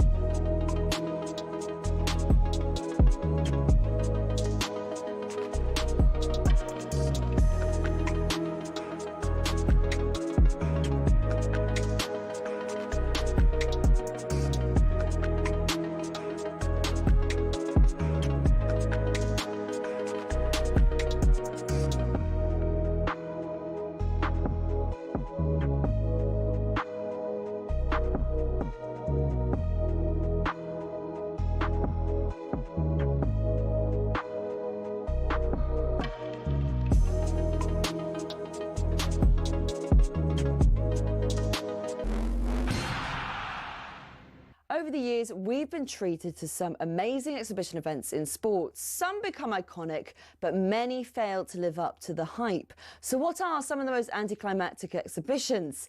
Technically, it wasn't an exhibition because it ended up being sanctioned as a pro fight, but it basically was.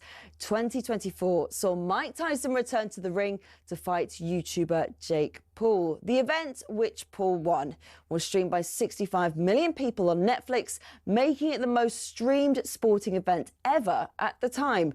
But many complained of buffering and freezing. And as for the fight itself, well, it was considered an entertaining disaster. I mean, it wasn't prime Tyson. He was 58.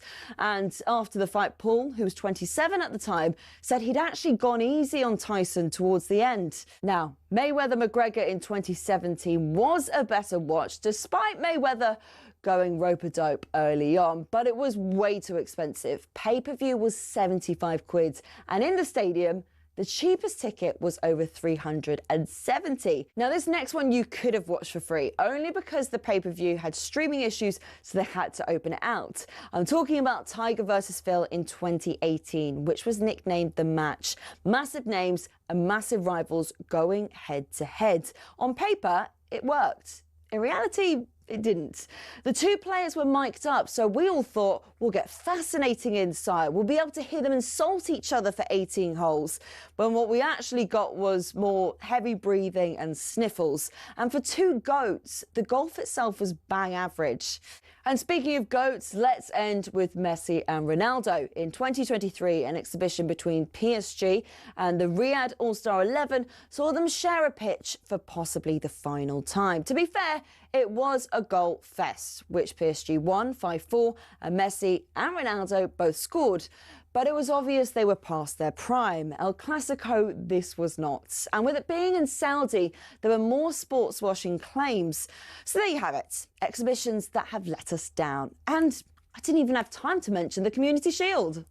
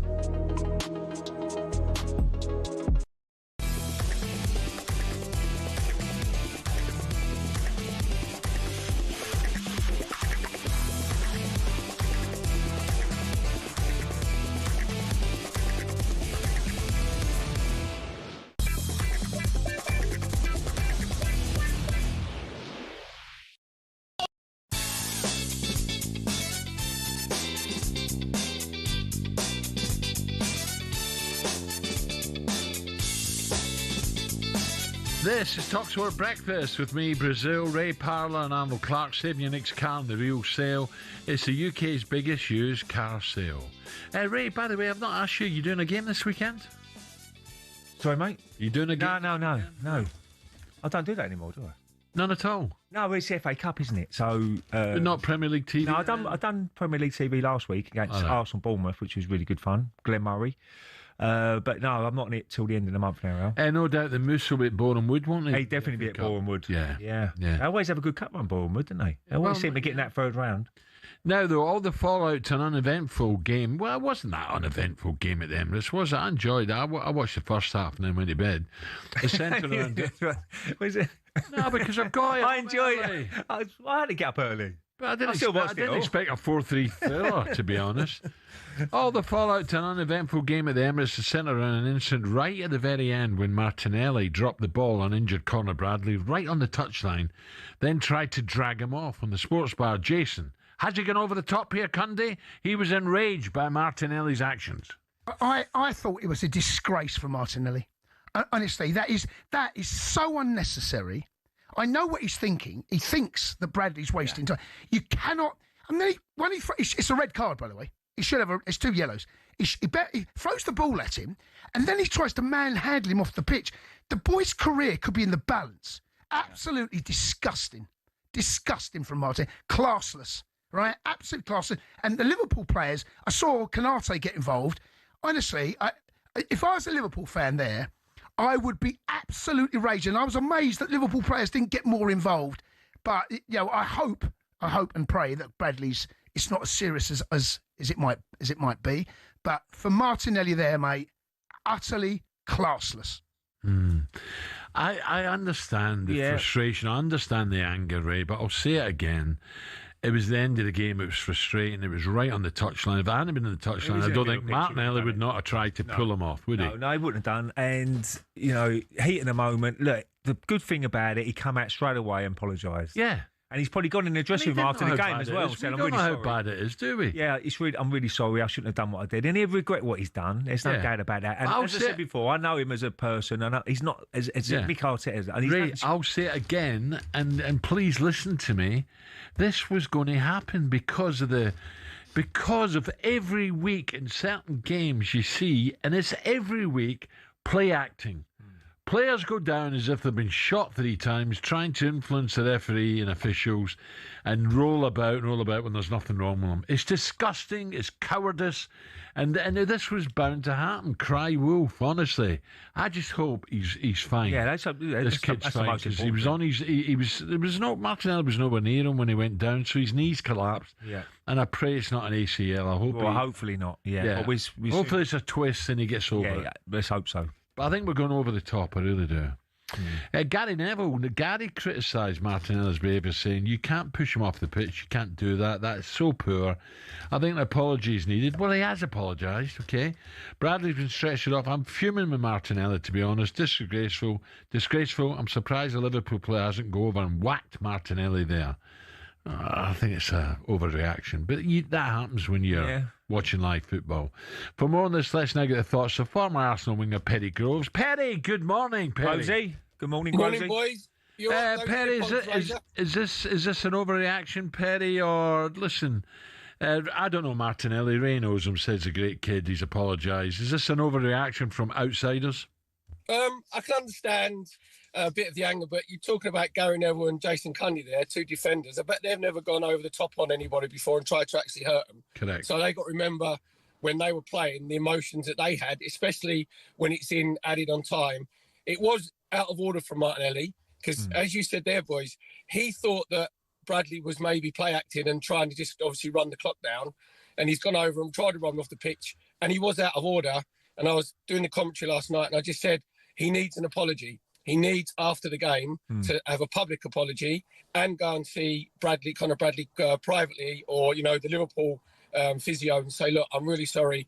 I overreacted. I'm bang out of order. But, it's called emotions. Football's all about emotions. And Martinelli's got carried away, got a little bit unedified in the end. It was all like pushing and shoving. There was nothing really major. And as you said there, us as ex-professional footballers, we just hope that Conor Bradley isn't too badly injured, because when he went down, you could tell, obviously from the angles that we had, that it was a bad injury. Yeah. Rosie, it was a great opportunity for Arsenal to go 8 points clear. What do you make of the game?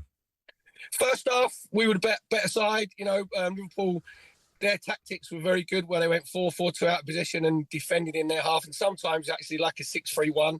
And then what you have to do, the little half chances you create, you have to make the most of them. There's a couple of times Bukayo Saka got to the byline, probably picked the wrong pass. The one big chance was when Declan Rice had his little run on the left-hand side and whipped it across the 6-yard box, and Gyökeres should be getting across the near post, which he didn't. Second half, Liverpool were the better side. I think Arne Slot wanted to play a little bit further up the pitch, which they did. Gravenberch and McAllister got control. Very good, and it got a little bit nervy in the Emirates, because Liverpool were the better side in the second half. But when you look at it, David Raya didn't have a save to make. Yeah. So what you do is you make sure when you're not firing properly that you don't lose the game. That is the prerequisite, and exactly what Arsenal did. Perry, we know Adrian Dunham's not exactly a big Arsenal fan, but he was very kind to Gyökeres, a 3 out of 10 rating last night. Gyökeres, he does try, puts himself about, but I think maybe just lack of confidence now. He's not getting in the right spot when the balls are whipped across the box where there's half a chance. And I understand what he's going through here. Is he got a problem at the Arsenal? Is he up to winning the Premier League, playing in Champions League? Is Mikel now thinking, maybe I need to look elsewhere? Well, the thing is, there's options. Obviously, Jesus came on. You got Kai Havertz coming back.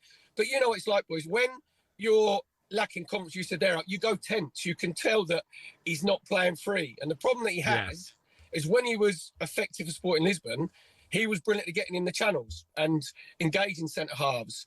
But when teams come to Emirates, they sit deep. So basically, there's no from. And what he needs to do when he's got more authority is tell the wingers when it's in the wide areas. He needs service into the box earlier rather than keep chopping and cutting in, like the modern day winger does.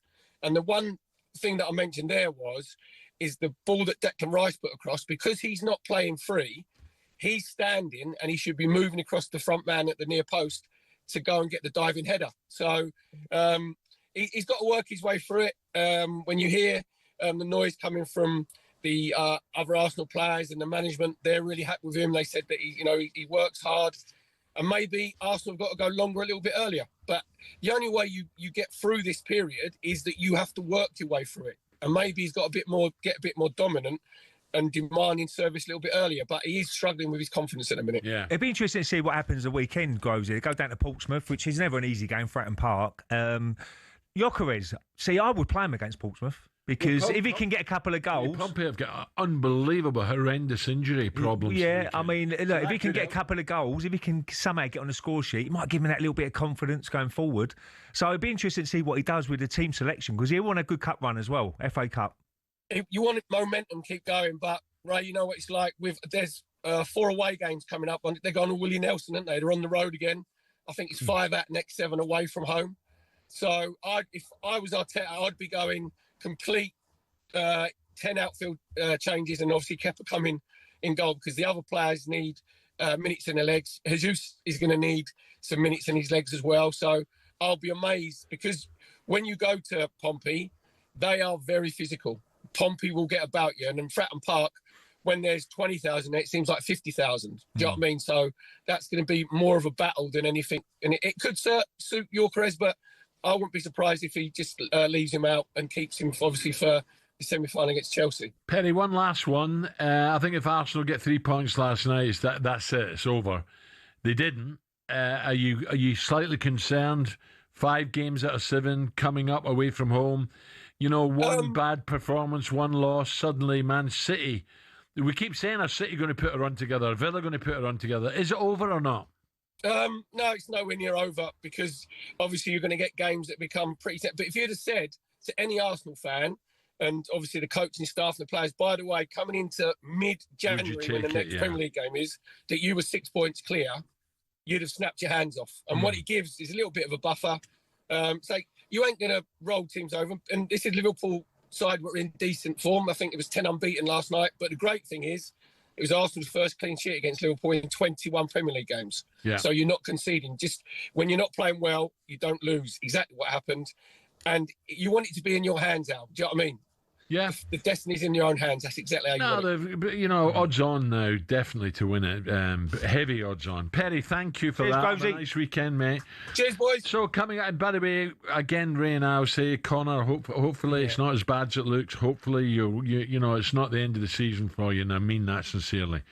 Coming up, we'll tell you who's the worst fashion sense out of the talkSPORT presenters, and Ray, it's not fair to say, little Sam, he shops in the kids section at M&S. That's coming next.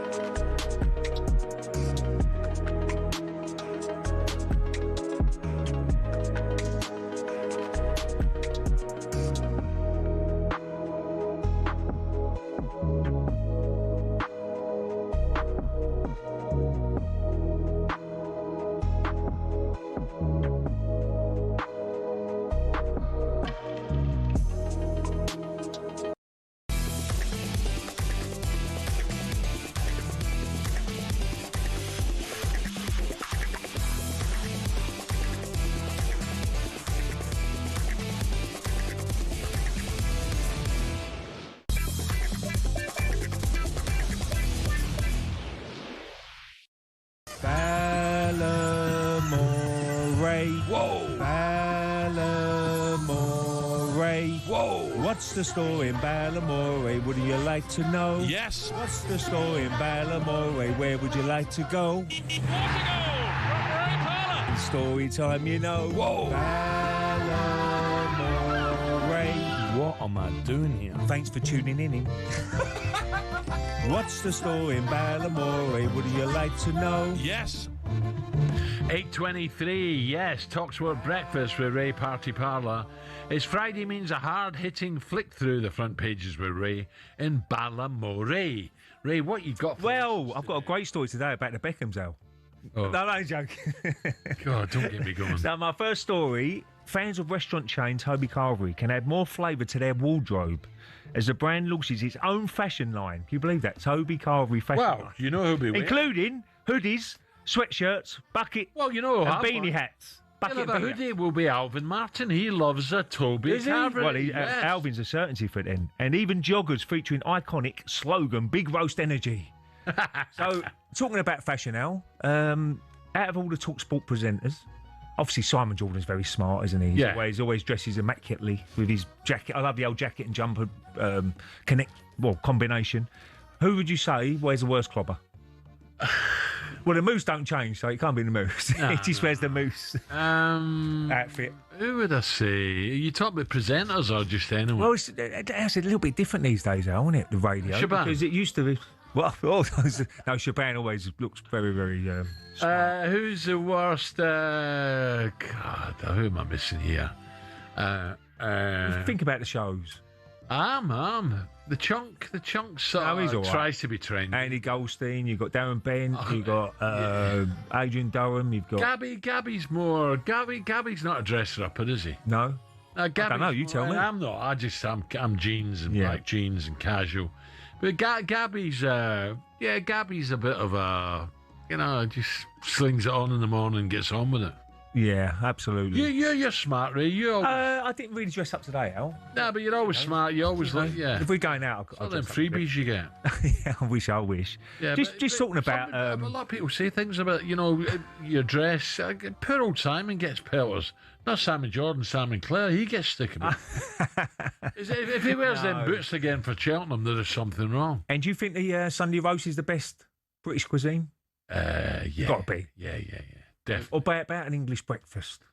Scottish breakfast. No. English breakfast, better. Scottish breakfast, square sausage and all that. Yeah. Fruit pudding, black pudding. Right, talking about that, let's get the very latest with... Oh, no, God, it's Simon Clare. The Coral Daily Download on talkSPORT with Coral. We're here for the fans this season. 18 plus, gambleaware.org. These boots are made for walking. Morning, Simon. I knew as soon as you started down that line, you would mention the boots. Steve-O's just texted me. What about Claire's Cheltenham boots? Oh, God, I don't believe it. God, I was thinking, what about Coisty when he's doing it from home and he's clearly had a bad hair day and he's got his baseball cap on and you know what?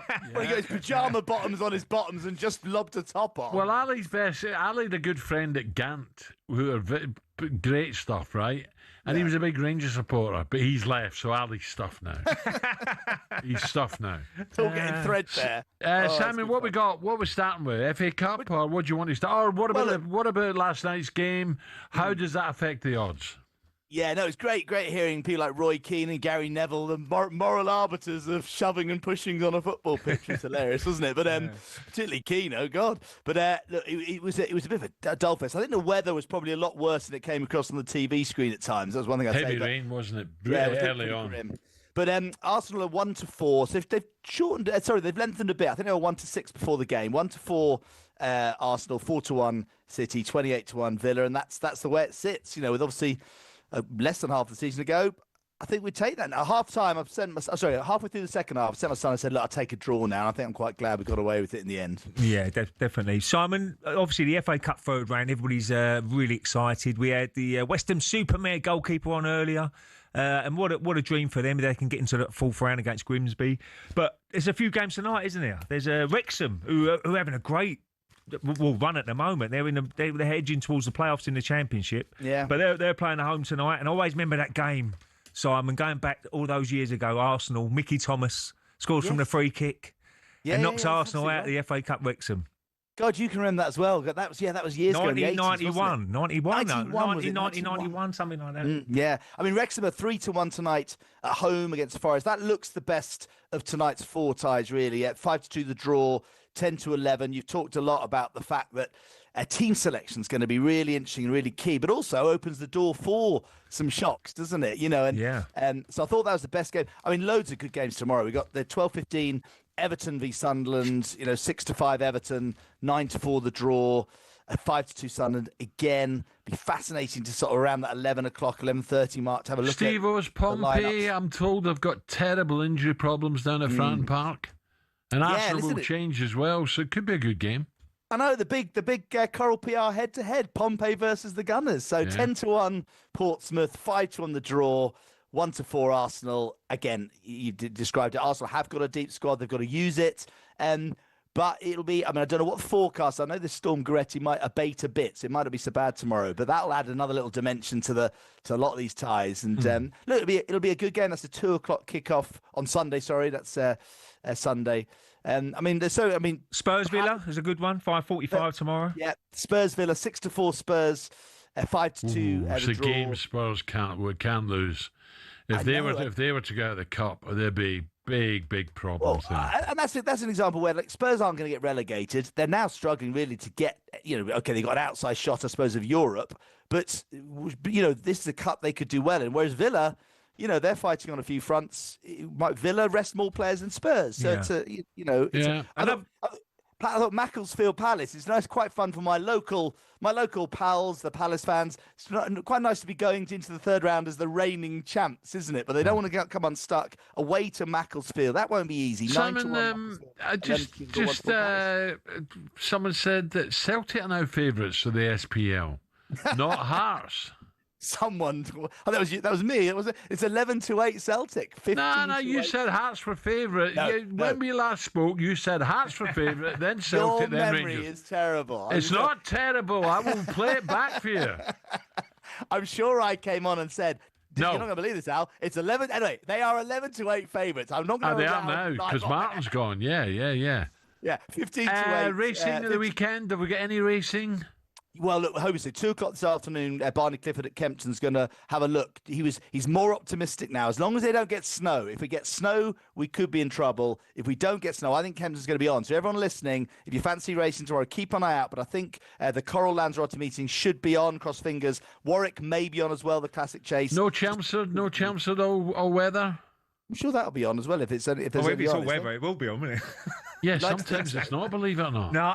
Oh, yeah. No, Chelmsford, if there's any Chelmsford, will be on. But look, it's a good card tomorrow. We got Fergie and Jed Mason's Caliph de Burley is the favourite in the Silviniaco Conte, and the Coral Lanzarote looks a corker as well with French ships. So you got to be careful here because it's not just the race meeting, is it? It's the build up to the race. It's the gallops, in use and stuff. So just be a little bit wary, a little bit careful here. I know we're running a short time, but there is actually a very, very good race at Naas in Ireland today. It's been confirmed on. They've rescheduled the Ballymore Hurdle. Now, this is a horse which has thrown up winners like Envoy Allen, Bob Ollinger. The Yellow Clay won it last year, came second at Cheltenham. And there's 2 Willie Mullins horses at the head of betting. St. Bako is the 2-1 favourite, ridden by Paul Townend. And Sortudu is 11-4 with Patrick Mullins. Watch the race because whoever wins it is highly likely to be a leading contender for the festival. Nice one, Simon. Cheers, Thank you. Have a nice weekend. Hopefully Kempton goes ahead. Thank you.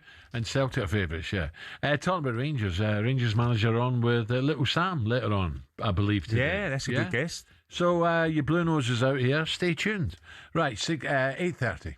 The Coral Daily Download on talkSPORT with Coral. We're here for the fans this season. 18 plus gambleaware.org.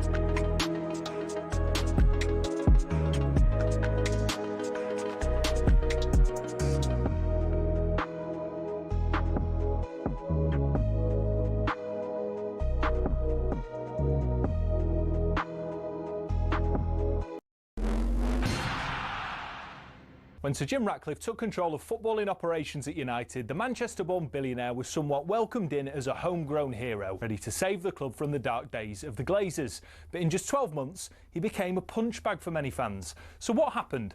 Well, let's take a look and you can decide for yourself. Over the last 3 years, the club lost 300 million quid, and Ratcliffe rightfully committed to sorting that. But what seemed to get fans' backs up is the way he went about it. For example, talkSPORT understands staff lunch options at the Carrington canteen have been reduced to just soup and sandwiches, which the higher-ups at the club say will save them 1 million quid a year. Now, that might make sense for many who don't get free meals at work themselves, but it does get a little bit more picky than that. It was reported that after staff brought some stationery, they were ordered to send sellotape back because it wasn't considered to be essential. And the reward for being Steward of the Week used to be 50 quid, but that was scrapped and replaced by a paper certificate. But it's not just seemingly stingy decisions. In 2024 alone, Ratcliffe oversaw 250 redundancies, and more were announced at the beginning of 2025. Now, while there are people who acknowledge United staff numbers are overinflated, it's the optics which aren't great. Add to the mix the introduction of a flat ticket price of 66 quid for every fan, even children, while Casemiro's on 350 grand a week, and the frustration of fans reached fever pitch. Time will tell whether Ratcliffe's cost-cutting measures will improve outcomes at the club, but one thing's for sure, there's a long way to go for United to be back where many say they belong.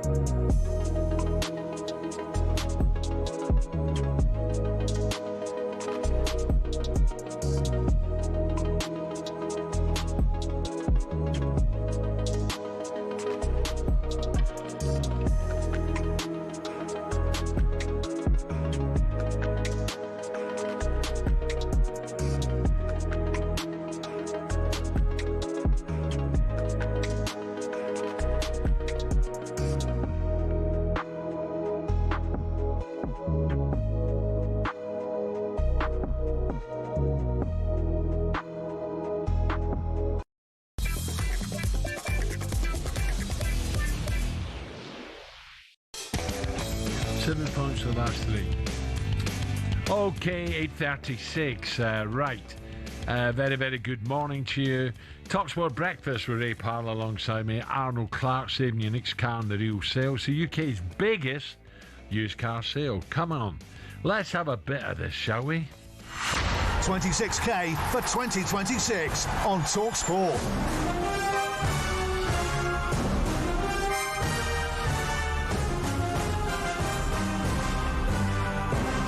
Right, here we go. Listen up. It's your final chance to enter £26,000 for the 2026 competition. Entries close at 12 p.m. today. That's when the winner will be called, with the cash being paid straight into your bank account today.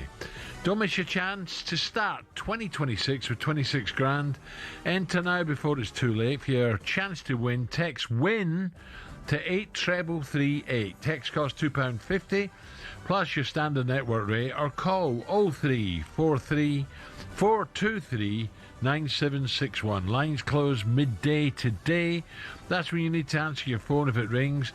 UK residents only, 18 plus. This is a network promotion. Full T's and C's at talksport.com/win.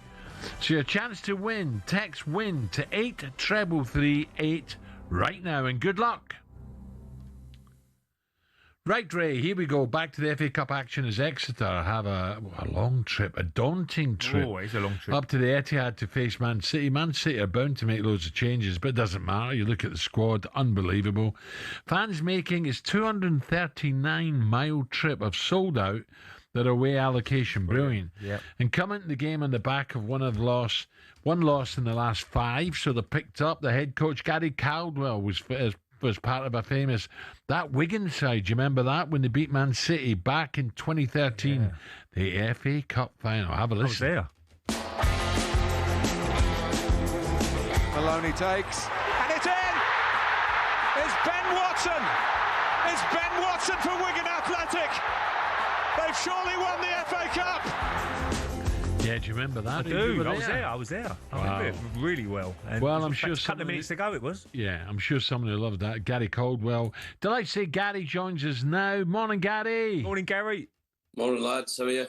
Good, very good, Gary. Listen, it's going to be difficult whatever side City put up, but look, at the end of the day, it's the FA Cup. You've sold every ticket. It's going to be great. Just enjoy it. Yeah, it's going to be amazing, but I'm sure you lads know, having played football, you only enjoy it when you win. So yeah, it's a huge challenge. No matter what team they put out, it's going to be really difficult. Yeah. But we're in our best kind of vein of form of the season. We've got a lot of confidence, so we'll go there with a full stand behind us. 7,800 fans travelling up north, right? which Wow. is incredible. Yeah, look, that's what it's all about, though, Gary. I mean, the good thing about the FA Cup, the away fans get the whole section, don't they? Which makes it so much more of an atmosphere. And I'm sure everybody at Exeter will be absolutely buzzing that you're playing Man City, a massive club like Man City. And, you know, as you rightly said, though, it's all about winning football matches, and you're going to go up there with every chance because they will make changes. And if they're not at it and you are, then you've got every chance of turning them over. Yeah, I must say credit to Man City for the ticket prices. I think, as much as we get part of the gate, I think the ticket prices they've put on are incredible to allow, the stadium to hopefully be full. It will create an amazing atmosphere. And like I said, that no matter what team they put out, it's going to be really challenging. But you would think they'll make changes that might just open the door. And as we all know from years gone by, the FA Cup always produces these incredible upsets. I was part of one myself in 2013, so I know from first-hand experience that these things can happen. Gary, talking about money, did I not read somewhere that City were not holding back money for your good sales, but were a bit skimpy with it? Is there a rule that they've got to give so much revenue to the away fans, or is it down to discretion? No, you get a split of the money, and a lot of talk has been about the finances. We are a supporter-owned club, which we're the highest. We're playing at the highest level of any team in England to be a supporter-owned club, which I think is amazing and a brilliant achievement for the club. So it's really difficult. But for me, the game is always about football. As much as, yes, it's good from a financial point of view for us, we always want to focus on the football. We always want to focus on the supporters who are going to the game and going to enjoy an incredible occasion and hopefully a really good football match where, like I said, if we can create a special piece in FA Cup history, then all the talk will be about football. So hopefully we keep it on that. I'm sure Pep will respect you a lot, Gary, your team, and make sure his team's right up for it. But would you? I'm sure you'll be sharing a nice glass of wine with Pep after the game. What would you ask him if you do that? Just a little bit of advice.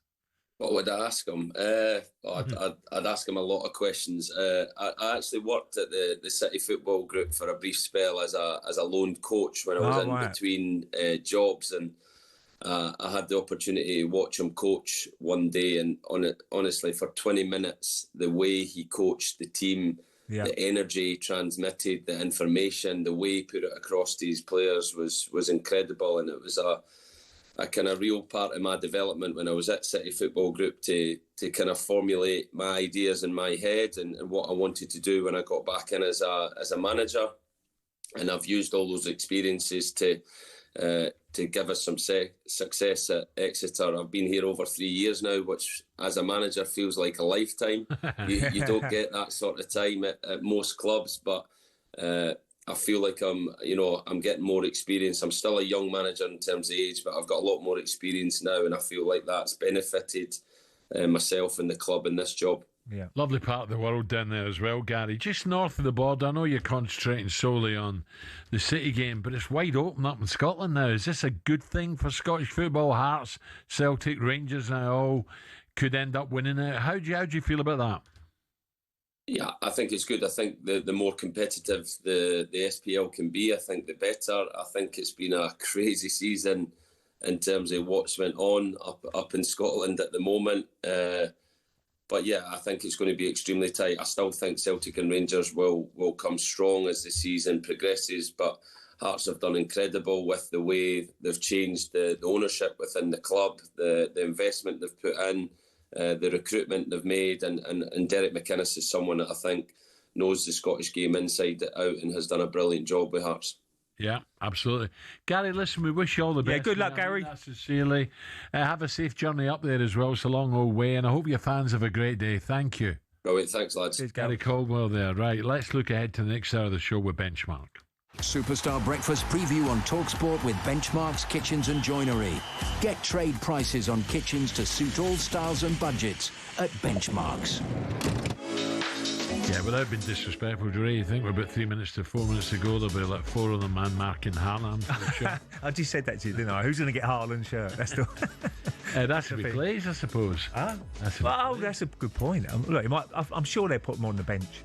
They might put. Right, we're bringing the very latest transfer stories. There's something very exciting news coming up at 9 a.m. this morning.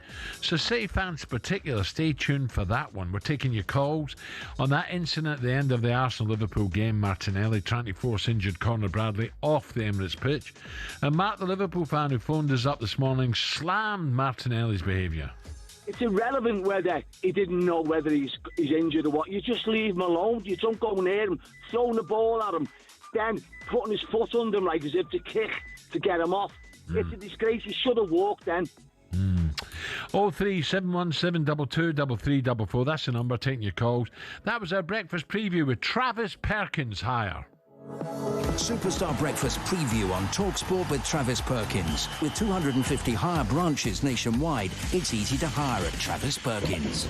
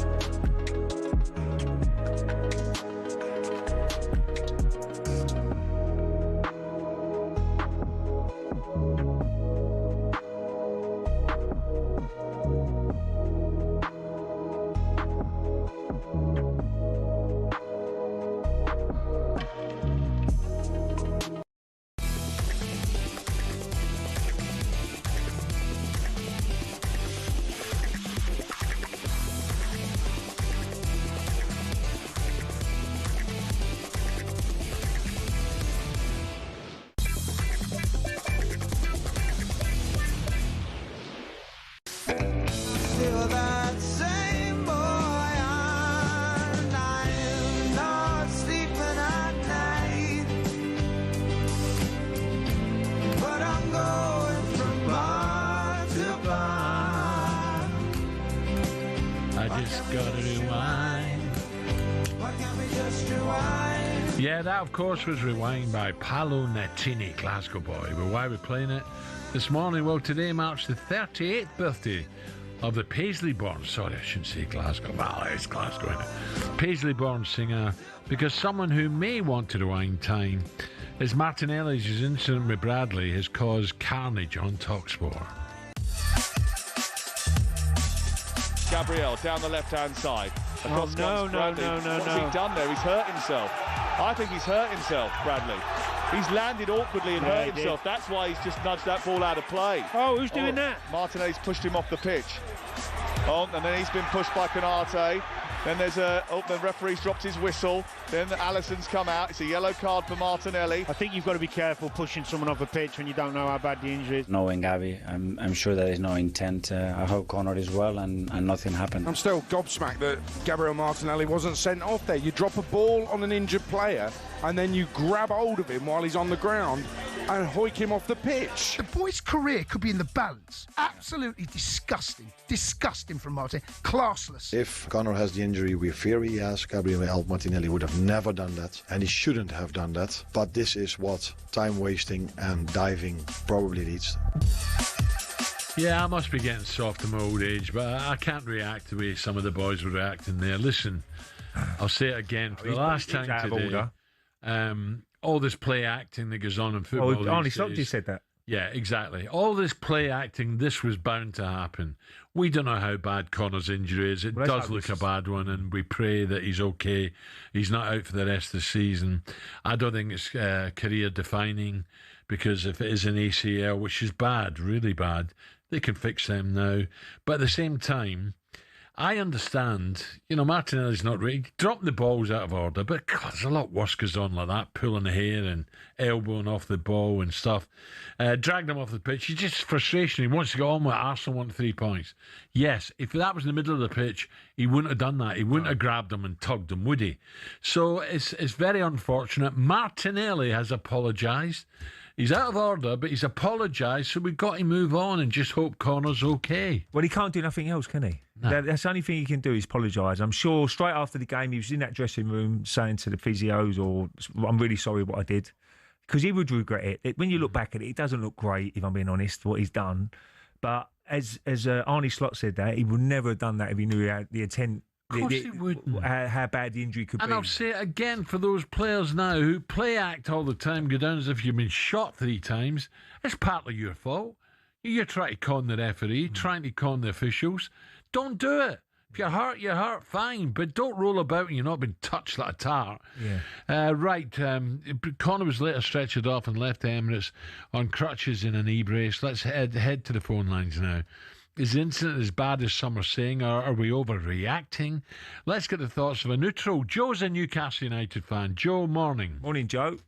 Morning, Alan. Morning, Ray. I think you do a brilliant show, but I'm absolutely seething with the two of you and the reporter that was on earlier in terms of the comments that you're making in terms of defending Martinelli. You're trying to say that by saying sorry, that justifies to a certain extent what he did. A player's job is to play the game. It is not to referee. If we look at the incident, he throws a ball at him, which hits him. He then tries to use his lower leg to ease him off the pitch. That doesn't work, so then he tries to lift him off the pitch. He should have been sent off. Arteta's comment with regard to if he knew what he was like, it's not Martinelli's job to know what he's like. He's not a physio.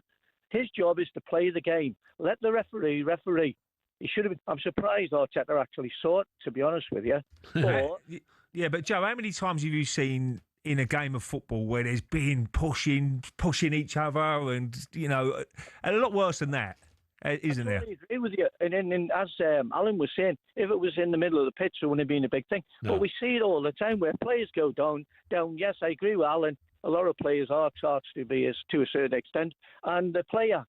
But it's up to the referee to sort that out, not other players. Their job is to play the game. And the rules of the game are, if you put your hands on another player, then you should be booked. So he's thrown the ball at him. That's a booking. Then he's trying to ease him off with his leg. Then he's trying to haul him off. How he didn't get sent off, I'll never know. Okay, Joe, no problem. It's a game of opinions, and you're entitled to yours, mate. Thank you. What about Gary, an Arsenal fan? Gary, morning. Morning, Gary. Good morning, Ray. Good morning, Alan. I'm listening to what's going on. I was there last night. I go Arsenal everywhere, all over the place. And I can't stick up for Martinelli, what he done. It was wrong. But, you've both been footballers. You're playing high-tension games like last night. Arsenal wanted to win. The frustrations, the tension, the last minute of the game. You're in a different world than what the fans are as a player. There's no sticking up for Martinelli. But, like you said, and you're both right, we've seen worse on the pitch. Cundy lost the plot. Yeah. Chelsea have had the worst disciplinary record in the last 3 or 4 weeks, so he should reel his neck in a little bit. Yes, it was bad, but I shouldn't think there should be no retrospective. I think it gives the time now for the FA to stop this play acting, stop this keeper sitting down on the pitch and getting the coach to do a little bit of coaching. The other day, I think I was right in saying a player went down, held his head injury when they were attacking. The other team went up the other end. He looked up, jumped up, and carried on playing. That cheating is more unacceptable, I feel, when there's something like that. So, Gary, that's exactly the point I'm trying to make. You see it, especially on TV, when you see the replay and when they hold their heads, there's nowhere near his head. Yeah. No, I know. Straight away, that should be a yellow card. VAR should be in the You're conning the public and you're conning the officials. They should be in the ear of the ref saying, look, he's cheating. He's holding his head and getting touch his head. That's my whole point. That's a yellow card straight away. You see someone go flying over and the they won't ball, do it then. They won't bang. do it. They won't do it. Anyway, let me take... I understand where Liverpool fans are really angry. I do. No, it was bang out of order what he did, Martinelli. Exactly. I don't know what else he can do. He can apologise and, I don't know. Well, let me get a Liverpool fan. Let me balance it up. Shaz. Morning, Shaz. Morning, guys. Morning, Shaz. Right. Hi, morning, mate. Guys. Yeah, I just want to make a couple of points. First, you had Shaban on here earlier on saying that she was watching the stills and saying that, Conor Bradley tried to get back on the pitch and that. He was in pain. He didn't know where he was. She failed to mention the fact that first Martinelli threw the ball at him, then he kneed him, and then he tried to push him off. And I totally agree with Alan. It's all down to this play acting and stuff, and I don't want to be bad. I mean, as a Liverpool fan, I'm more... had it been someone like Declan Rice or Saka, I wouldn't have said have been bad because they're warriors and stuff. Martinelli is a biggest culprit when it comes to play acting. I mean, you can get a portfolio of the guy in the last 5 years, the amount of time he dives around on the pitch and stuff like that. So he just because he does it, he thought that Conor Bradley's doing the same stuff as well. And I get, he apologised and stuff like that. But I think I'm more annoyed, angry because of Martinelli's antics, because like I said, he's the biggest culprit when it comes to play acting. You can get a portfolio and he'll probably get Oscars for the amount of times that he's done. Well, Shaz, thanks for your call, but I couldn't agree more. They'd have to crack down on play acting. There's no doubt about it. It's really, and we've said it before on this show, Ray, haven't we? Rugby players must look at. Well, that's one thing that that's a different thing in my era playing football. You didn't have a lot of play acting. It was proper tackles flying in, and you could kick people then as well, Al. And you want to get up because you don't want to show weakness. Usually, if you start rolling around, I'm looking at it and going, he's rolling around. I'm going to kick him harder again. But in that area, it didn't happen. Right, cast your mind back to 2003. There were calls for your Arsenal team to be docked points. The treatment of Ruud van Nistelrooy. Exactly. I've been in situations like that. Yeah, something PFA Chief Gordon Taylor said was not necessary. Does will to win sometimes boil over, Ray? Well, it does, yeah, it does. I mean, it's a passionate game, and you get in that, especially when you're playing against one of your big rivals, Al. And Arsenal Man United was always a big game for everybody, and it could could, push you towards that league if you won the game, and if you lost the game, it could push you away from winning the league. So that's how important the game. And Liverpool's similar. Arsenal-Liverpool over the years has always been a tense game. And I was involved in that with Martin Keown and I think Lauren and Ashley Cole. We all got fined, which wasn't great, but it's the heat of the moment. Oh, Ray, my wife going to well, if it would kill me. But, well, and it was a situation where, Man United have been involved in that as well. You imagine Sir Alex Ferguson on the side. He's had his spats with certain people. It's the heat of the moment. It always has been. Play acting, I hate it. Yeah, honestly. the play acting, well, he didn't get a lot of that out, really. No, but let's, for the last time, let's have our fingers crossed that absolutely. The injury's not as bad as what, hopefully Conor Bradley, the injury's nowhere near as bad. But, he left the ground. It could be precaution and crutches, didn't he? It probably and is. I just hope he's okay now. He'll go for a scan now, go for an MRI. 3-4 weeks. Straight away you'll know exactly what he's done, the extent of it.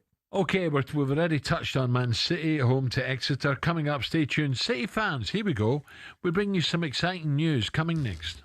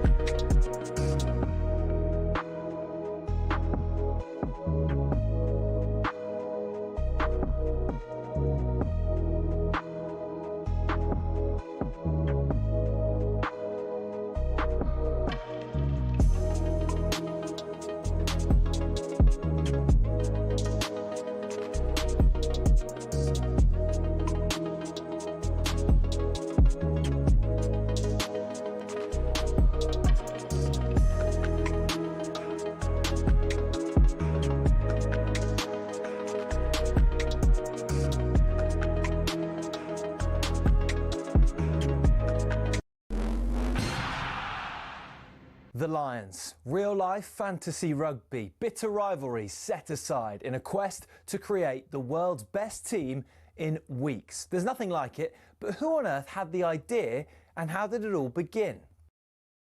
Incredibly, the first Lions tour was organised and funded by three men who played in England's first ever Test cricket match. Opening bowler Alfred Shaw, opening batsman Arthur Shrewsbury and captain James Lillywhite. The 1888 Lions squad then, made up of 17 English, 4 Scots and 1 Welshman and a Northern Irishman, took a 46-day boat trip to New Zealand before heading to Australia. The Lions weren't alone on the boat. Also on board were 300 stoats and weasels, who were brought over to eliminate New Zealand's rabbit problem.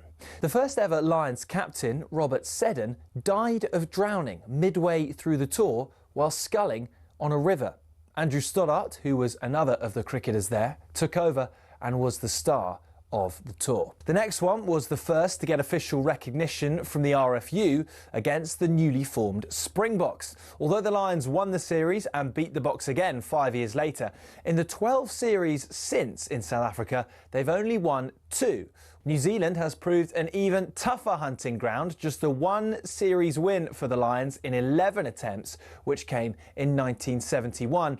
And then there was that nail-shredding drawn series in 2017, only the second in Lions history. Only once have the Lions clinched a series after losing the first test, 1989, when David Campese's infamous ghost pass was pounced upon by Ian Evans. Before World War II, the Lions had a dark blue strip, which on the 1930 tour forced the All Blacks to play in all white. So in 1950, the iconic red shirts, white shorts and blue and green socks combination was born. It remains the symbol of the greatest alliance of adversaries in all of sport. To borrow the phrase from Jim Telfer, the Lions is Everest.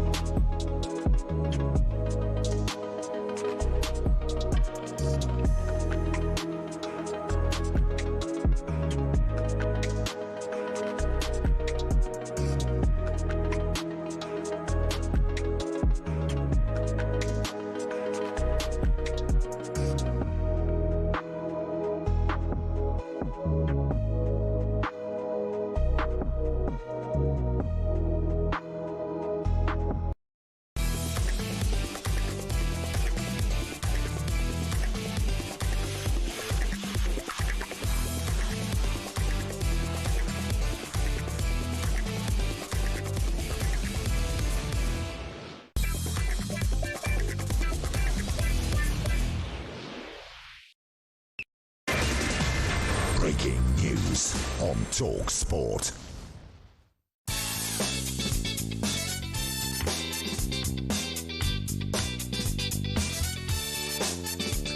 talkSPORT Breakfast with me, Brazil Ray Parlour and Arnold Clark's Real Sale.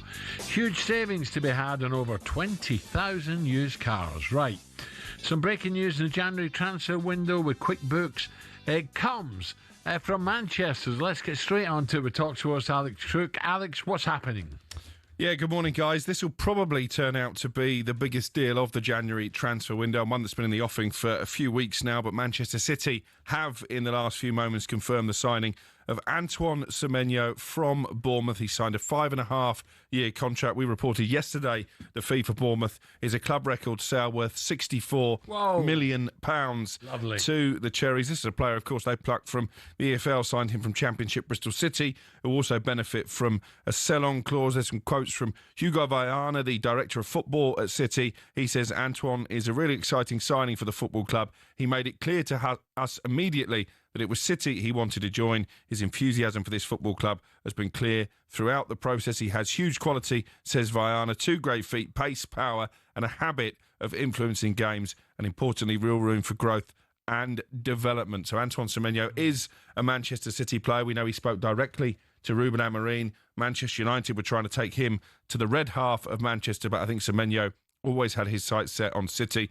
There were some suggestions, as you remember yesterday, from Jamie Redknapp that Liverpool would nip in and hijack the deal. I was told from a long way out that Liverpool weren't planning on coming in for Semenyo in this window, and so it transpired. Listen, I think he's a top player. Is that what City need, though? Do they need a wide player like that? I think they need goals from the wide areas, because you look at Jeremy Doku for all his quality, and I think he's someone who terrorises defenders without the end product. Savinho, I just don't think is good enough, and keep an eye on Tottenham potentially going back in for him, having tried to sign him in the summer. He's already into double figures for the season, Semenyo, and I think in that City team, he'll only add to that, and they are too reliant on Erling Haaland. You wonder if Semenyo had played for them the other night against Brighton, could it have been a different outcome?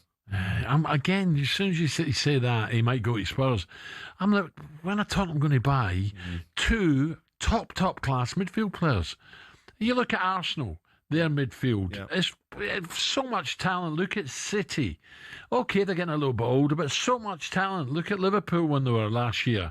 The talent they had. Alistair Gravenberch. Do you know what I mean? It's all right having great wide players. Don't get me wrong, to get the ball in for the likes of Haaland, but you need to control games, and that's what annoys me about football. I guess it's attracting players is the issue for Tottenham. Take Semenyo, and as an example, there were at least 5 clubs in the Premier League who were showing interest in Antoine Semenyo.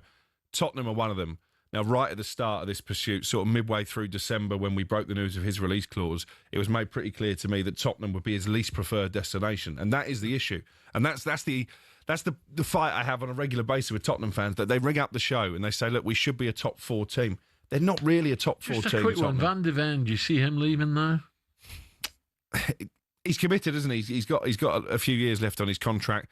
They'd be loath to lose him. But if I was in Manchester City, and they are struggling defensively, and obviously there's talk of them maybe trying to sign Mark Gay this month, I think Van de Ven is someone who is more than capable of going to go and play at that level. Alex Cook coming up at 10 o'clock with Little Sam, don't forget.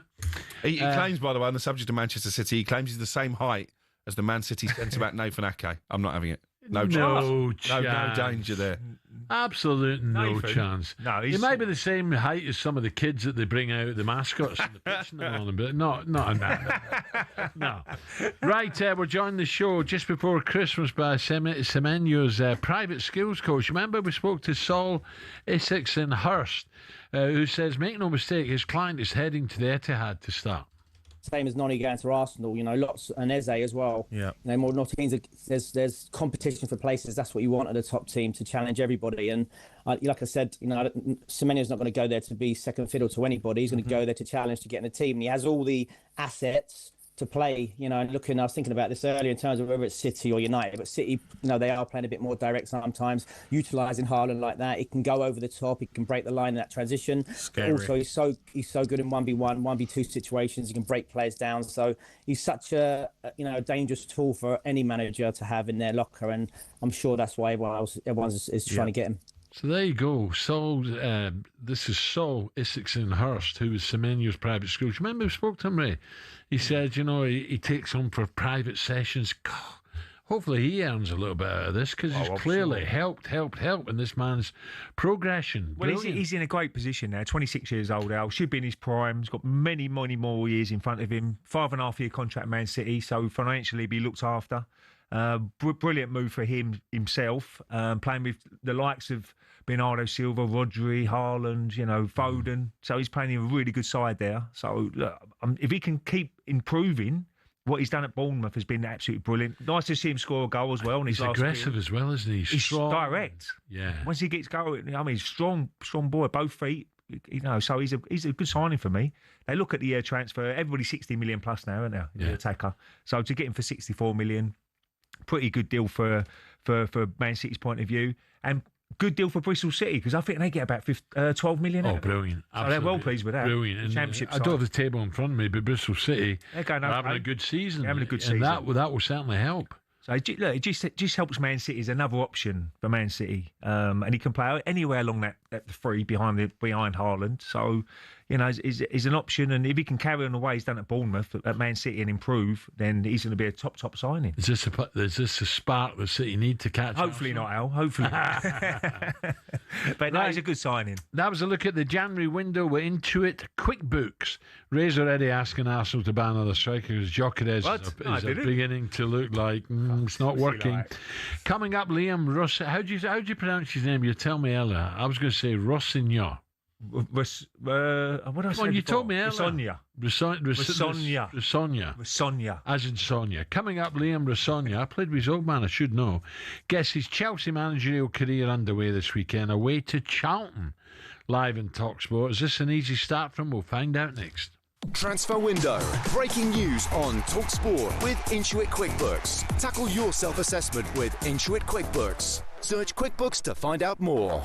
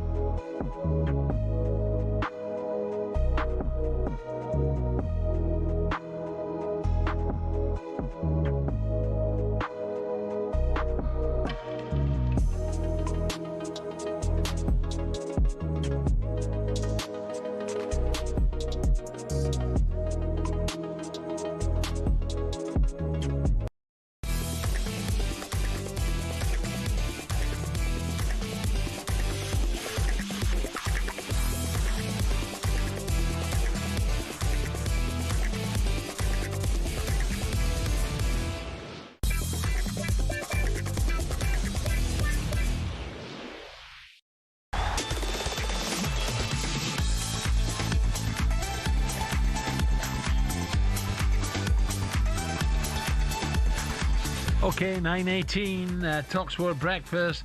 Alan Brazil and 4-time FA Cup winner Ray Parlour. Ray, that is just very lucky. sensational. Yeah. No, It's not luck. I enjoyed it. Brilliant. Every minute, Al. We lost to Liverpool in 2001 as well, which we probably should have won that one as well. That's amazing, honestly. Yeah. 4-time FA Cup winner. My first one was 93 and my last one was 2003. 10 years span. Southampton. And what one thing about that game, which was never happened before in a FA Cup against final, who? Southampton. It's the first time, and it's never happened Extra ever. time? No, well, no, of course there's been extra time. When? We played with the roof closed. It's the first ever FA Cup final, which was played with the roof closed. Well, I played the semi-final. Because obviously we played at the old Wembley Stadium and they didn't have a roof.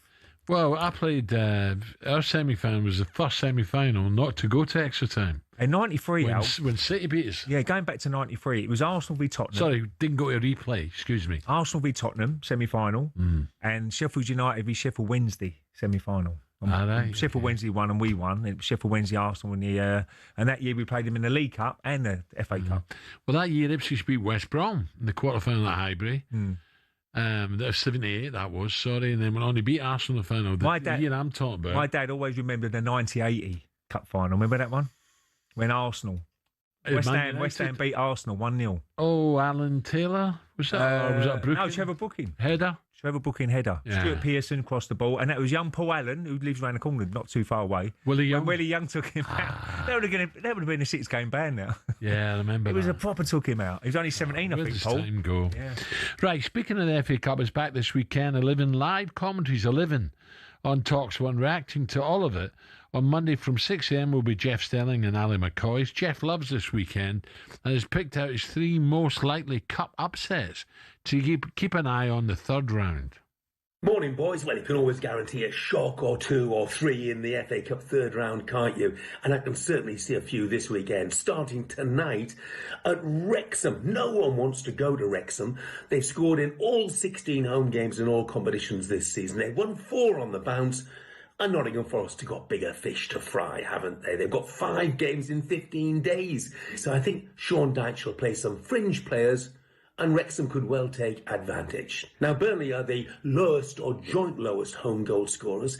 In the Premier League, they take on Millwall, who are the lowest away goal scorers in the top half of the Championship. I think, like Forest, Burnley have got more important things on their minds. Scott Parker will probably play a weakened team, and I think Millwall could certainly nick this one, probably by the only goal of the game. Now, the last thing you want to do when you're a team lacking confidence is go away from home to a side who are on a roll, who are in terrific form. And that's the case for Burton Albion. They've lost their last 3 on the bounce in League One, haven't scored in any of them, and they have to go to Boreham Wood. Now, Boreham Wood are the surprise packages of this season's National League. No one's won more home matches than them, and add to that the fact that they've already beaten league sides in rounds 1 and round 2. I like Luke Garrard, their manager, a lot, and I think they'll be flying the flag for non-league football by toppling poor old Burton Albion. Nice one, Jeff. Thank you. Who's another one, Al? What do you think of West Ham QPR? London Derby. West Ham. My cabbie yesterday was talking about how do West Ham approach it? How do they approach it? Strongest team. They've got to go strongest team. I think they've got to give their fans a cheer. Yeah, exactly. Exactly. You've got to put your best team out, haven't they? How do I see West Ham go down? I don't. No, of course we don't know. I mean, but they're in a... The QPR was my last club, and they'll go there. They've done really well, QPR. They will go there thinking we'll turn them over. Yeah, they'll have every chance. Some other good games. Leeds Derby's half decent, isn't it? Leeds are playing well, so I think Leeds will get something either, I think Leeds will get something, full stop. What about Charlton? Can Charlton get against Chelsea? We're going to talk about that in a moment. That's another good and game. Also, Villa Spurs is a cracker. That's a pick, isn't it? Yeah, that's the pick of the games. It's got to be. Manchester United, Brighton. Coventry Stoke, there's a good one. Coventry Stoke. At Stoke. Going well. Stoke has just started picking up again, so that'd be a decent game. Yeah. Obviously, Frank is more important for Frank Lampard and Stoke. Look, they've every chance of getting the playoffs still to go get into that Premier League, isn't it? That's the big prize for any championship side. Yeah. Don't forget to join Jeff Stelling and it's the return of Ali McCoist on Monday morning from 6 a.m. It's going to be a blockbuster as ever. It's been confirmed. Guacamole, I mean, that's remarkable. Guacamole. I spoke to Ali over the weekend. He's having a real chill out, but as he can get on a plane, he should be fine. Right, it's been confirmed that caretaker boss Callum McFarlane, will remain. He will be part of the setup. He'll be remain in the first team setup and work alongside Liam Rosenior, whose first challenge tomorrow's FA Cup tie at the Valley. I remember getting a scare there once when Alan Seamanson scored, I think, a couple for Charlton. That was live on talkSPORT. That's our game. The first meeting between Charlton and Chelsea since the Addicts were a Premier League club. You have to go back to 2007. Nathan Jones has said it's an occasion to savour. So how difficult will Rosenior's first game in charge be? Let's find out now. John is now former Charlton defender and Chelsea Player of the Year if you go back to 1992. Now Charlton's Vice Chairman, Paul Elliott. Paul, how are we, Paul? How you doing, Paul? Hey, good morning, guys. Good morning, Alan. Good morning, Ray. How are you? You okay? You keeping well, Paul? I'm well. I'm good. Good. Listen, Chelsea, you love Chelsea, didn't you? And Charlton. So it's a mixed bag for you, this one. You'll obviously be hoping Charlton can do something. Do you give them a chance? We don't know what sort of side Chelsea are going to play. No, I mean, obviously, listen, it's a great one for South London, 8 p.m, under lights, FA Cup. You've just articulated there about Nathan. I mean, Nathan's been fantastic for us, an outstanding manager. He will ensure the players are motivated, not that they should need motivating, and they'll leave everything out there on the pitch. I mean, he'll ensure they'll give the best version of themselves. And I think it's a welcome diversion from us, probably from the Championship. And the other hand, you've got Liam Rosenior, a man I've got a great admiration from. When I was working at the FA, chairman of the inclusion board, Liam was on the board, and you could always see he's a deep thinker, very intelligent, very articulate guy, and he was always going to go on to do great things. It's a hell of a job, Paul, isn't it? It's a hell of a job from a 6.5-year contract. Whoa. Yeah, I mean, well, Alan, two things. Number one, 6-year contract. I mean, that epitomises the project, the vision. They're signing players on 5 and 6 contracts. So there's a huge project there, isn't there? And I think he's a young man. But I was thinking yesterday, when Mourinho took over Chelsea, he just won the Champions League with Porto, he was 41. Hoddle, 35 when he took over at Chelsea. Wenger was 47. And interestingly, Frank Lampard was only 41 when he took over at Chelsea. So you know where I'm coming from with this.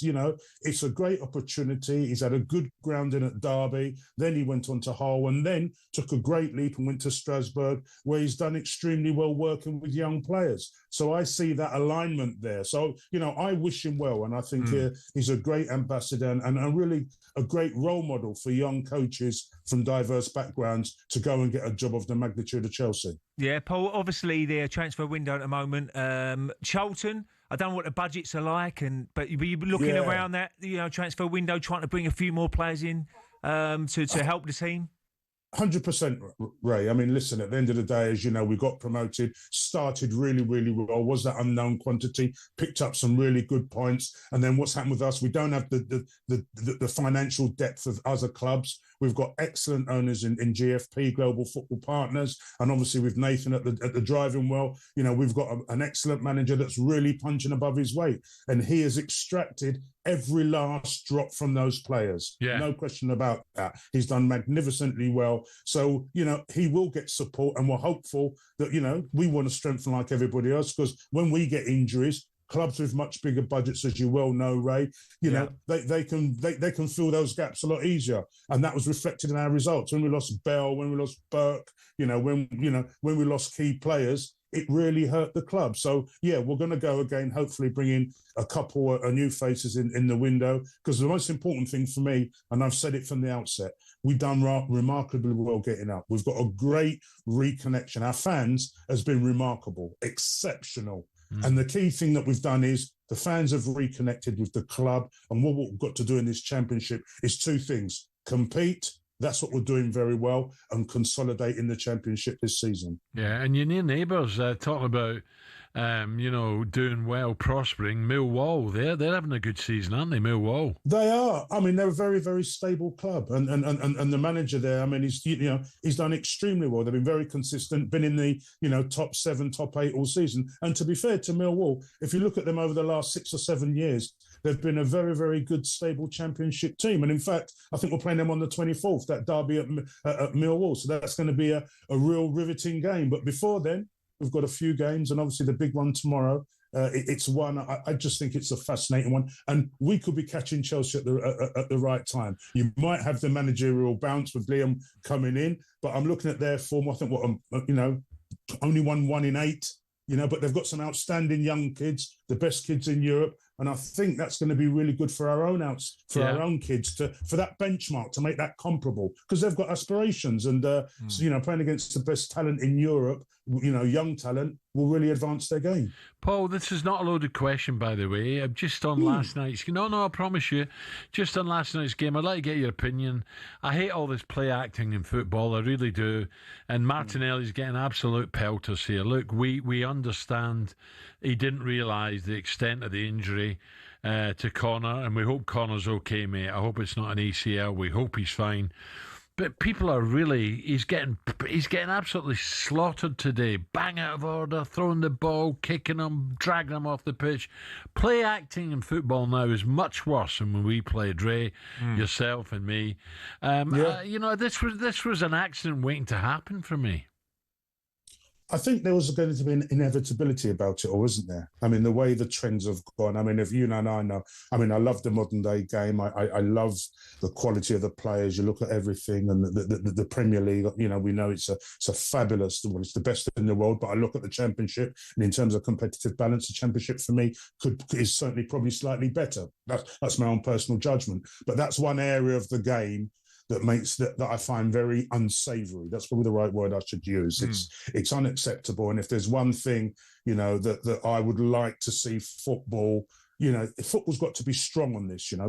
We've got to apply. It's a great game. It's a wonderful game. But that's been an area of the game that's probably soiled the beauty and the quality and all the great things in terms of the intensity, the fans, the great brand of the Premier League. That area of those type of behaviours has not been helpful. And I think it's something now, given what happened yesterday, the scale of it, the magnitude of it, I think now we've got to be, I call it, hey, let's apply zero tolerance to those type of behaviours. Yeah. Unacceptable and should not. It's been going on for too long, and we need those strong interventions to put that where it really belongs. Paul, good luck against Chelsea. Cheers, Great Paul. to talk again. Thank you. Thank you, guys. Keep well. Very best. Paul Elliott there. I think I'm right in saying Charlton went to Ipswich and beat us, I think. Charlton-Chelsea is an 8 o'clock kickoff live on talkSPORT. Coverage begins right after Spurs against Villa, another cracker, which is at 5:45. Coming up, little Sam is an angry little Oompa Loompa this morning. Waddling around demanding this and that, as well as the booster seat's been wheeled in as we speak. Curse of the Commentator is coming next.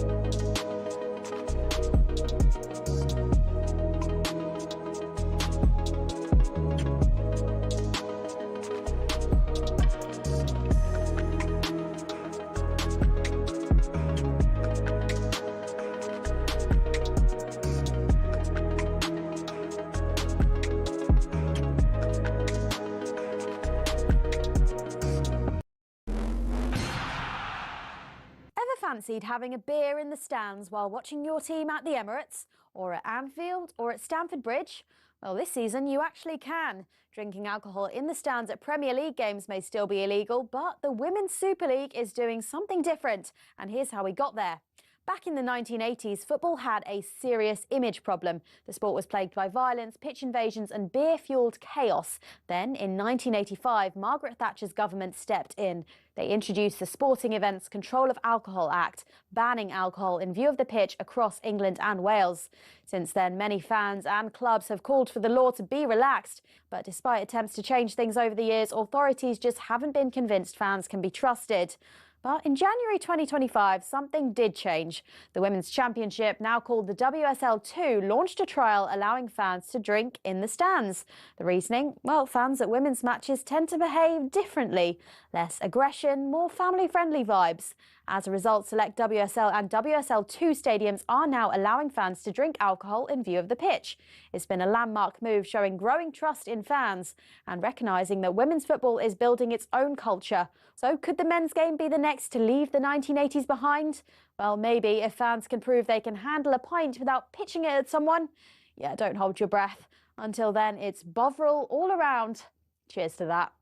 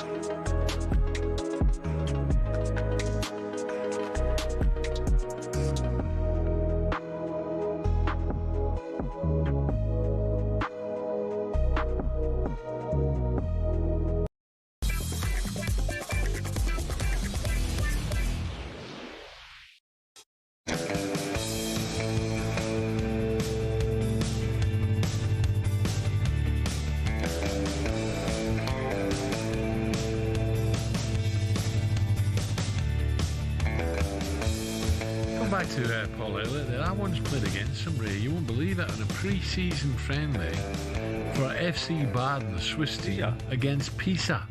You know, Leaning Tower of Pisa? Yeah, of course, yeah. He played for Pisa. Did he? I came back and met Bobby Robson, said, you want to look at this fella for the England squad? He is different. And he got in. Oh, brilliant. talkSPORT Breakfast with Arnold Clark, saving your next car in the real sale. It's the UK's biggest used car sale.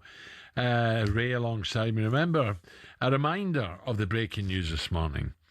This is Semyon. Semenya. I'm just. I've got Gabby Bonner down with me here. Look, sort it out, will you? Semenya has officially joined City. They've released a statement on social media, and Ray has said that if anyone wants to come to North London and pick up Gyökeres, they can have him returned. Disgrace. That's not me. Yeah, okay. A reminder of the breaking news this morning. Yes, City have got the man, around £64 million. They've released a statement on social media, and Ray has said, what's this? What's going on here? I just jumped about like mad. Look, what am I going to do here? Anyway, I've had enough of that. City have got the man.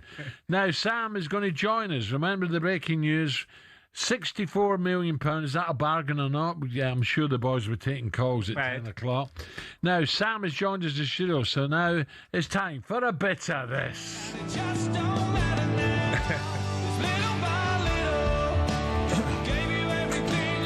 What you say that, Good morning. There's more chaos in here than that storm's caused, I tell you. I mean, what's going on there? It's like Spaghetti Junction under Sam, there's a rumour flying about that you reckon you're the same height as who, Ray? Nathan Ake. Is that right? Yeah, it's true. Have you ever seen me and Nathan Ake in the same room? No. I've interviewed him on several occasions. I'm telling you now. You must have your he's smaller than me. I get lost. He is. I'm surprised with that. And he's a centre half. You might be surprised with that, but it's absolutely true. Get him in. Nah. Where have you been this week? Where have I been this week? I went to, on Tuesday night, West Ham. Oh. Bad night for West Ham. Wednesday Was that a night. penalty? Would you say it's a penalty? What was the penalty? Which one? The Forest. handball. The Forest penalty. Yeah. Yeah. He missed the You completely. said it missed the wasn't, ball. didn't you? Forest. When did I say that? Earlier, you It's a said regular you show. told me that was a penalty. I thought it was a penalty. It's a penalty. Wednesday night, I went to Fulham versus Chelsea. That was definitely a red card before you asked me. And then last night was at Arsenal, Liverpool. Ah, busy boy. So I'm going to Tottenham tomorrow. Where are you tonight? I'm not tonight. Oh, they said earlier you're going Wrexham. I was supposed to go to Wrexham, Oh. but I couldn't come here, go to Wrexham, then come back for Tottenham. It was too much. I'm going out for dinner with my dad tonight, actually. Oh, lovely. Oh, yeah. Yeah, Little Pete. I didn't call him Little Pete. You did call him Little Pete. No, Pete's, You did. Pete's 3 inches Pete taller bigger than than you. you? He's not. He's tiny. He's even smaller than me. It can't be. He is. He can't be. He can't be. He can't be. Right, it's time to what you play need a to predictor game. Curse of the commentator. I put a spell on you. Hope Little Pete's not listening. He is. He's already texted me this morning, actually, worrying about the abuse he's going to get. By the way, I don't know what games we're doing because what's his name? I wouldn't worry about it the way you're going. Yeah, well, because you just cancel the scores if I get them right anyway.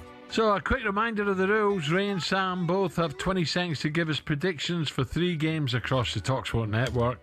For each match, they will get 1 point for a correct result, 3 points for a correct score, and a 1 bonus point for naming a goal scorer. Ray has stormed. Oh, of course he has. No, I did have a good God. The score's 13 Bloody, to we 7. haven't played. See, that's more like it. We haven't played for 2 weeks. How have you had a blinding week? 13 last to time we 7, played. Ray leads, Yes. right? First up, Tottenham hosts Villa live on talkSPORT tomorrow evening at 7:45. Right, son of Little Pete, you're first. 2 wins in 12. 2 wins in 12 games for Tottenham Hotspur, I think. And it hasn't been going particularly well. I think that of all these matches, it's all down to the changes, isn't it, that they make. Tottenham's squad not deep at the moment because of the injuries and suspensions and AFCON, etc., etc. Look, I think Aston Villa are on a brilliant run and they're playing really well and they've got a very hungry squad. Unai doesn't tend to rotate too often. Their third-round record is not particularly good, though. I'm going to go 1-1, extra time. And goal scorer? I will go with Emi Buendia. Buendia, right. Ray, your 20 seconds starts now. I've got 1-1 down, so I thought it'd be that sort of scoreline. Again, Sam's exactly right. I don't know what team they're going to pick. Spurs are under pressure, though, being at home. Super pressure. They need a result somewhere just to give everybody a bit of a lift, especially the supporters. So I think he's got to go pretty strong, myself, Spurs. But they're a bit flaky, aren't they? I mean, with all what's going on with the fans and the players and this and whatever, I'll stick to a draw. I'll go 2-2, Al. Yeah. And I'll go. I don't know if he's going to start, but I'll go Watkins. Yeah, he's beginning to hit form again. Holds the ball up well as well. Okay, right. Next up, Sunday afternoon, Pompey take on the Arsenal live on talkSPORT at 2 o'clock. Ray, you can go first. This time. How do you see this? Well, certainly Portsmouth, and more importantly for Portsmouth to stay in the Championship. They're in that relegation battle at the bottom. I hear they have loads of injuries as well, so they'll be hoping they can put a good performance on, and it'd be a good game to play in if you're a Portsmouth player against Arsenal. Arsenal will make changes. I don't know how many. Lots, I reckon. We should do. I think he will probably make a few changes because everybody get a run out. But I think Arsenal will still be too strong for him, being at Portsmouth. I'll go 3-0 Arsenal. 3-0 away from And good. I will say, I don't know who's going to start up front, but I'll have a gamble with Jesus. Jesus, okay. If I was Arteta, I'd play Gyökeres. Well, just to give him a confidence. I would, I said definitely. that, yeah. Okay, 20 seconds, Sam. How do you see it? Pompey got 10 players out. They don't really have an out-and-out striker who's going to score goals. No Colby Bishop. I'm going to go for an Arsenal victory and quite a thumping one. I'm going to go 5-0 Arsenal, and that is with a heavy heart because I love Portsmouth, and there's some great memories of Arsenal-Portsmouth games down at Fratton Park before. But I'm going to go. What was the big one? Yeah, Thierry puts on the Portsmouth shirt. Fantastic. Yeah. 5-0. 5-0, and I will go for a Portsmouth player, wouldn't you? Sam, do you ever wonder why you're 7 points behind? Well, I was ahead until you cancelled the scores, if I remember rightly, by quite some way. That's Gabby, though. He's playing against Gabby. Well, I'm going to go for Martinelli. Ooh. He's suspended. Right, the final one. Manchester United, Brighton. Good game. Yeah, Sunday afternoon, live. Ray, how'd you see it? Well, yeah, Brighton. I thought that was very good. Yeah. I think it was very good against City. They could have won that game. They went there, set their stall out. Decent, young team, a young, hungry team. Brighton. Some good signings. Gross is going to be a good signing for him because he's experienced. United being at home, first home game for Darren Fletcher. So I expect a little bit of a bounce at home. They'll be excited. 2-2 draw in his first game against Burnley. I think this could go extra time as well, this one. I'm going to go United 2, Brighton 2. And I'll go Cunha. Cunha, okay. I like Darren, so I hope he'll get a result. Right, here we go, 20-second Sam. Yeah, I mean, look, I think it depends on changes. Again, I think Manchester United, because they're at home, because Darren Fletcher is in charge, they'll go very strong. I'm going to go 3-2 Manchester United. They've got no other cup competition to play for. No European competition. They need to go for the FA Cup. 3-2 Manchester United. And I'm going to go Benjamin Šeško. You see, well, by the way, to be fair to him, weren't they? Were. Opened his body up well, opened his foot up, to side footed them. Excellent, absolutely. Right, good. So you got a busy weekend coming up. Busy weekend, Tottenham, and then down to Portsmouth for Pompey versus Arsenal at the weekend. Then Liverpool Monday night, Newcastle Tuesday night, Chelsea Wednesday night, I think. Liverpool, just a quick one on Liverpool. They're just putting a little run together, not winning every game, but unbeaten in 10 now. Unbeaten in 10, and I thought they played well second half last night. I thought they were the better team in the second half. Definitely, yeah.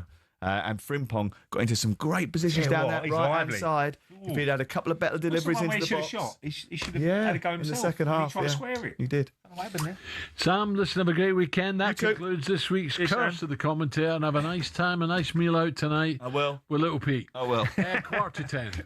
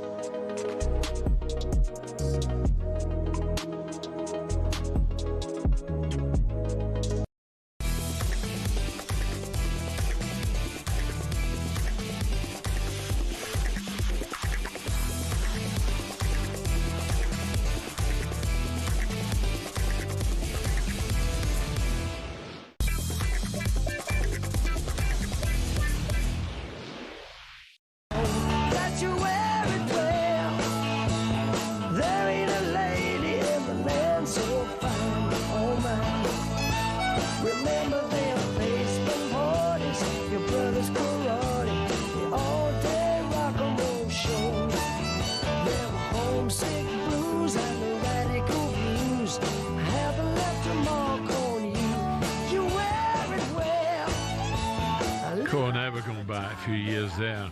talkSPORT Breakfast with Arnold Clark, saving your next car on the real sales, the UK's biggest used car sales. Alan Brazil and Ray Tiki Parlour, eh? Now, why are we playing this? Because it's Rod's 81st birthday tomorrow. Is he really? 81. Do you know his birthday is as well tomorrow? Ian Poulter. Who? Ian Poulter. Ah, right, okay. 50 tomorrow. 81st birthday, that's incredible. It is unbelievable. Yeah, brilliant. I love this video when the guy got sacked. Yeah. I'm going down the pub now to celebrate. He's read pulling it on. Right, so happy birthday, Rod, and don't forget another Scottish legend is back from Monday morning. He's just 71. Ali McCoy is closing in. Is he doing the draw again, the FA Cup draw, Ali? He might be. Is he? He is, I think so, Monday night. Usually you don't do it twice, do you? No, I think he's doing it. Oh, he's doing every draw? Oh, God knows. He's everywhere, really, isn't he? We'll find out if he's got any new jobs for Christmas and whether he agrees that Celtic now are favourites for the title. Right, come on, Ray. Let's finish with a bit of this, shall we? Oh, and Wimbledon have moved out. And there's no flag from the linesman. Ray Parlour, his first goal for Arsenal. One touch, get out his feet, boff. What, nectarine? Never heard of it. It's a small, like a little orange. Is it? Nectarine. I don't eat oranges. Mark Overmars had this little fart machine. What? With a button. He goes, Pardon? Who is Gunnosaurus? Who is he to you?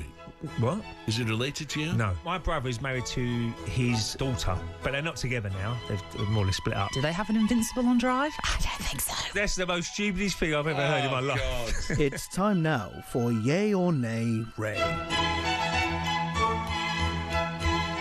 Yes, hooray, hooray, hooray. Hooray for Hollywood. It's back, Ray. Hooray for Hollywood. That's what George Graham used to say to me. Did he? Hooray for Hollywood. Because I was always in Hollywood. It's that time on a Friday when I put some of the morning's biggest questions to a resident Arsenal Invincible. All he has to do is answer with a yay or nay and explain why he's had to say that. So if we may, Ray, let's play with Ray, yay or nay. Oh, I'm confused. I know, I'm confused.com. All the discussions is about Martinelli last night, but Gyökeres' performance has raised some eyebrows. Adrian Dunham gave him 3 out of 10. Ray, do you think Gyökeres has the potential? Will he get eventually 20 goals a season in the Premier League? Yay or nay? I'm going to stick up for him, yay. I've got to give him another opportunity next season. He ain't going to do it this season, obviously, but next season, I think he'll have that pre-season with the players. He gets to know them you know, how they play now. And as Grovesy said earlier, he's got to learn when they're going to put it into the box. And they've got to get in the box early. Can't keep chopping back on, because you make your run out, and it's the most frustrating thing ever for a striker. That's where Beckham was great. Oh, that's what. Yeah, you knew exactly where the ball's going. You know. So I think that he will get better, and I'm going to give him the benefit of the doubt. Okay, it's a yay for Ray. Darren Fletcher revealed in his pre-match presser before United's 2-2 draw at Burnley that he'd sought Fergie's approval before accepting the role as interim boss. Ray, do the likes of Fletcher still really need to consult Sir Alex about modern day matters? I think I do. Nothing wrong with it. Oh, absolutely. What about you, yeah or nay? I've got to go yay. Yeah. Someone like Sir Alex Ferguson, one of the, well, if not the best manager in the Premier League's history, you've got to go, if you can get a bit of advice of someone who's been there and done it, won trophies, knows exactly what he's got to bring to the table, and, you know, just help you. So you've got to get the advice of people who have been there, and Sir Alex is so well respected everywhere he goes that, you know, you've got to take advice of him, definitely. Yeah, and the Kempton Park Saturday's a big race. He's got, absolutely.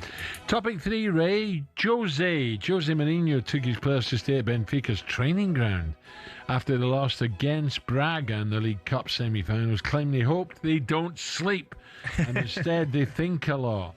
Ray, would a night boozing at the Arsenal training ground have been a good idea when the results weren't going your way, yeah or nay? Well, it's like a spa in it now, the old training grounds now, so it ain't too bad to stay there, if I'm being honest. But we've never, I don't think they had accommodation when we was there, but they have now probably. They've probably got accommodation in certain areas where, look, he's trying to teach them a lesson, because you want to go home to your family probably, but they've had such a bad result, and he's trying to make a point to say, look, if you don't put it in, this is what's going to happen. Yeah. And look, I love Jose, so I'm not going to go against Jose.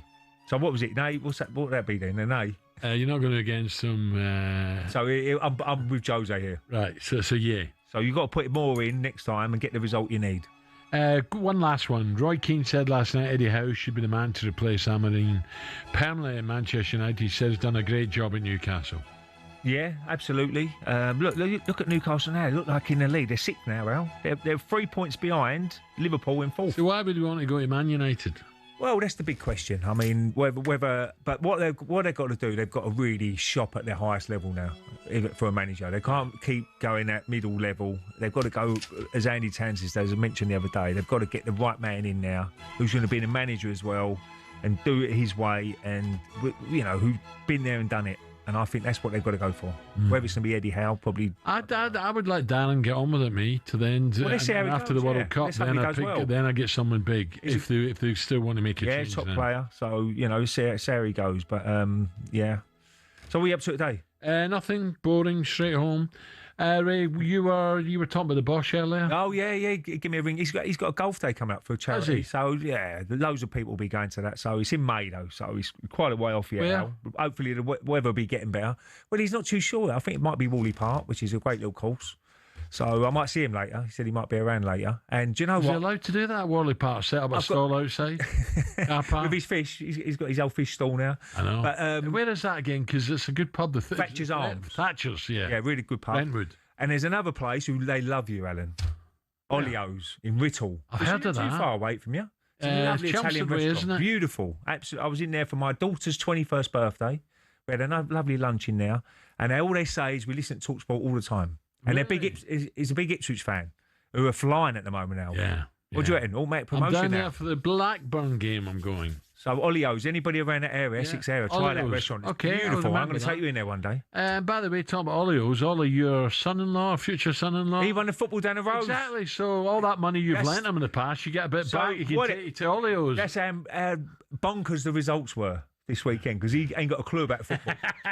And he come top of the pile. 85 people entered that competition now this weekend, and he come top of the pile. Well on his done. own. So well done, Ollie. He's won a few quid there. Right, don't forget, I'm back Wednesday morning. Oh, I forgot. Sorry, Virgin Legends. Oh, Virgin. Virgin Legends tomorrow from 6 o'clock. And then you're on the main channel, aren't you?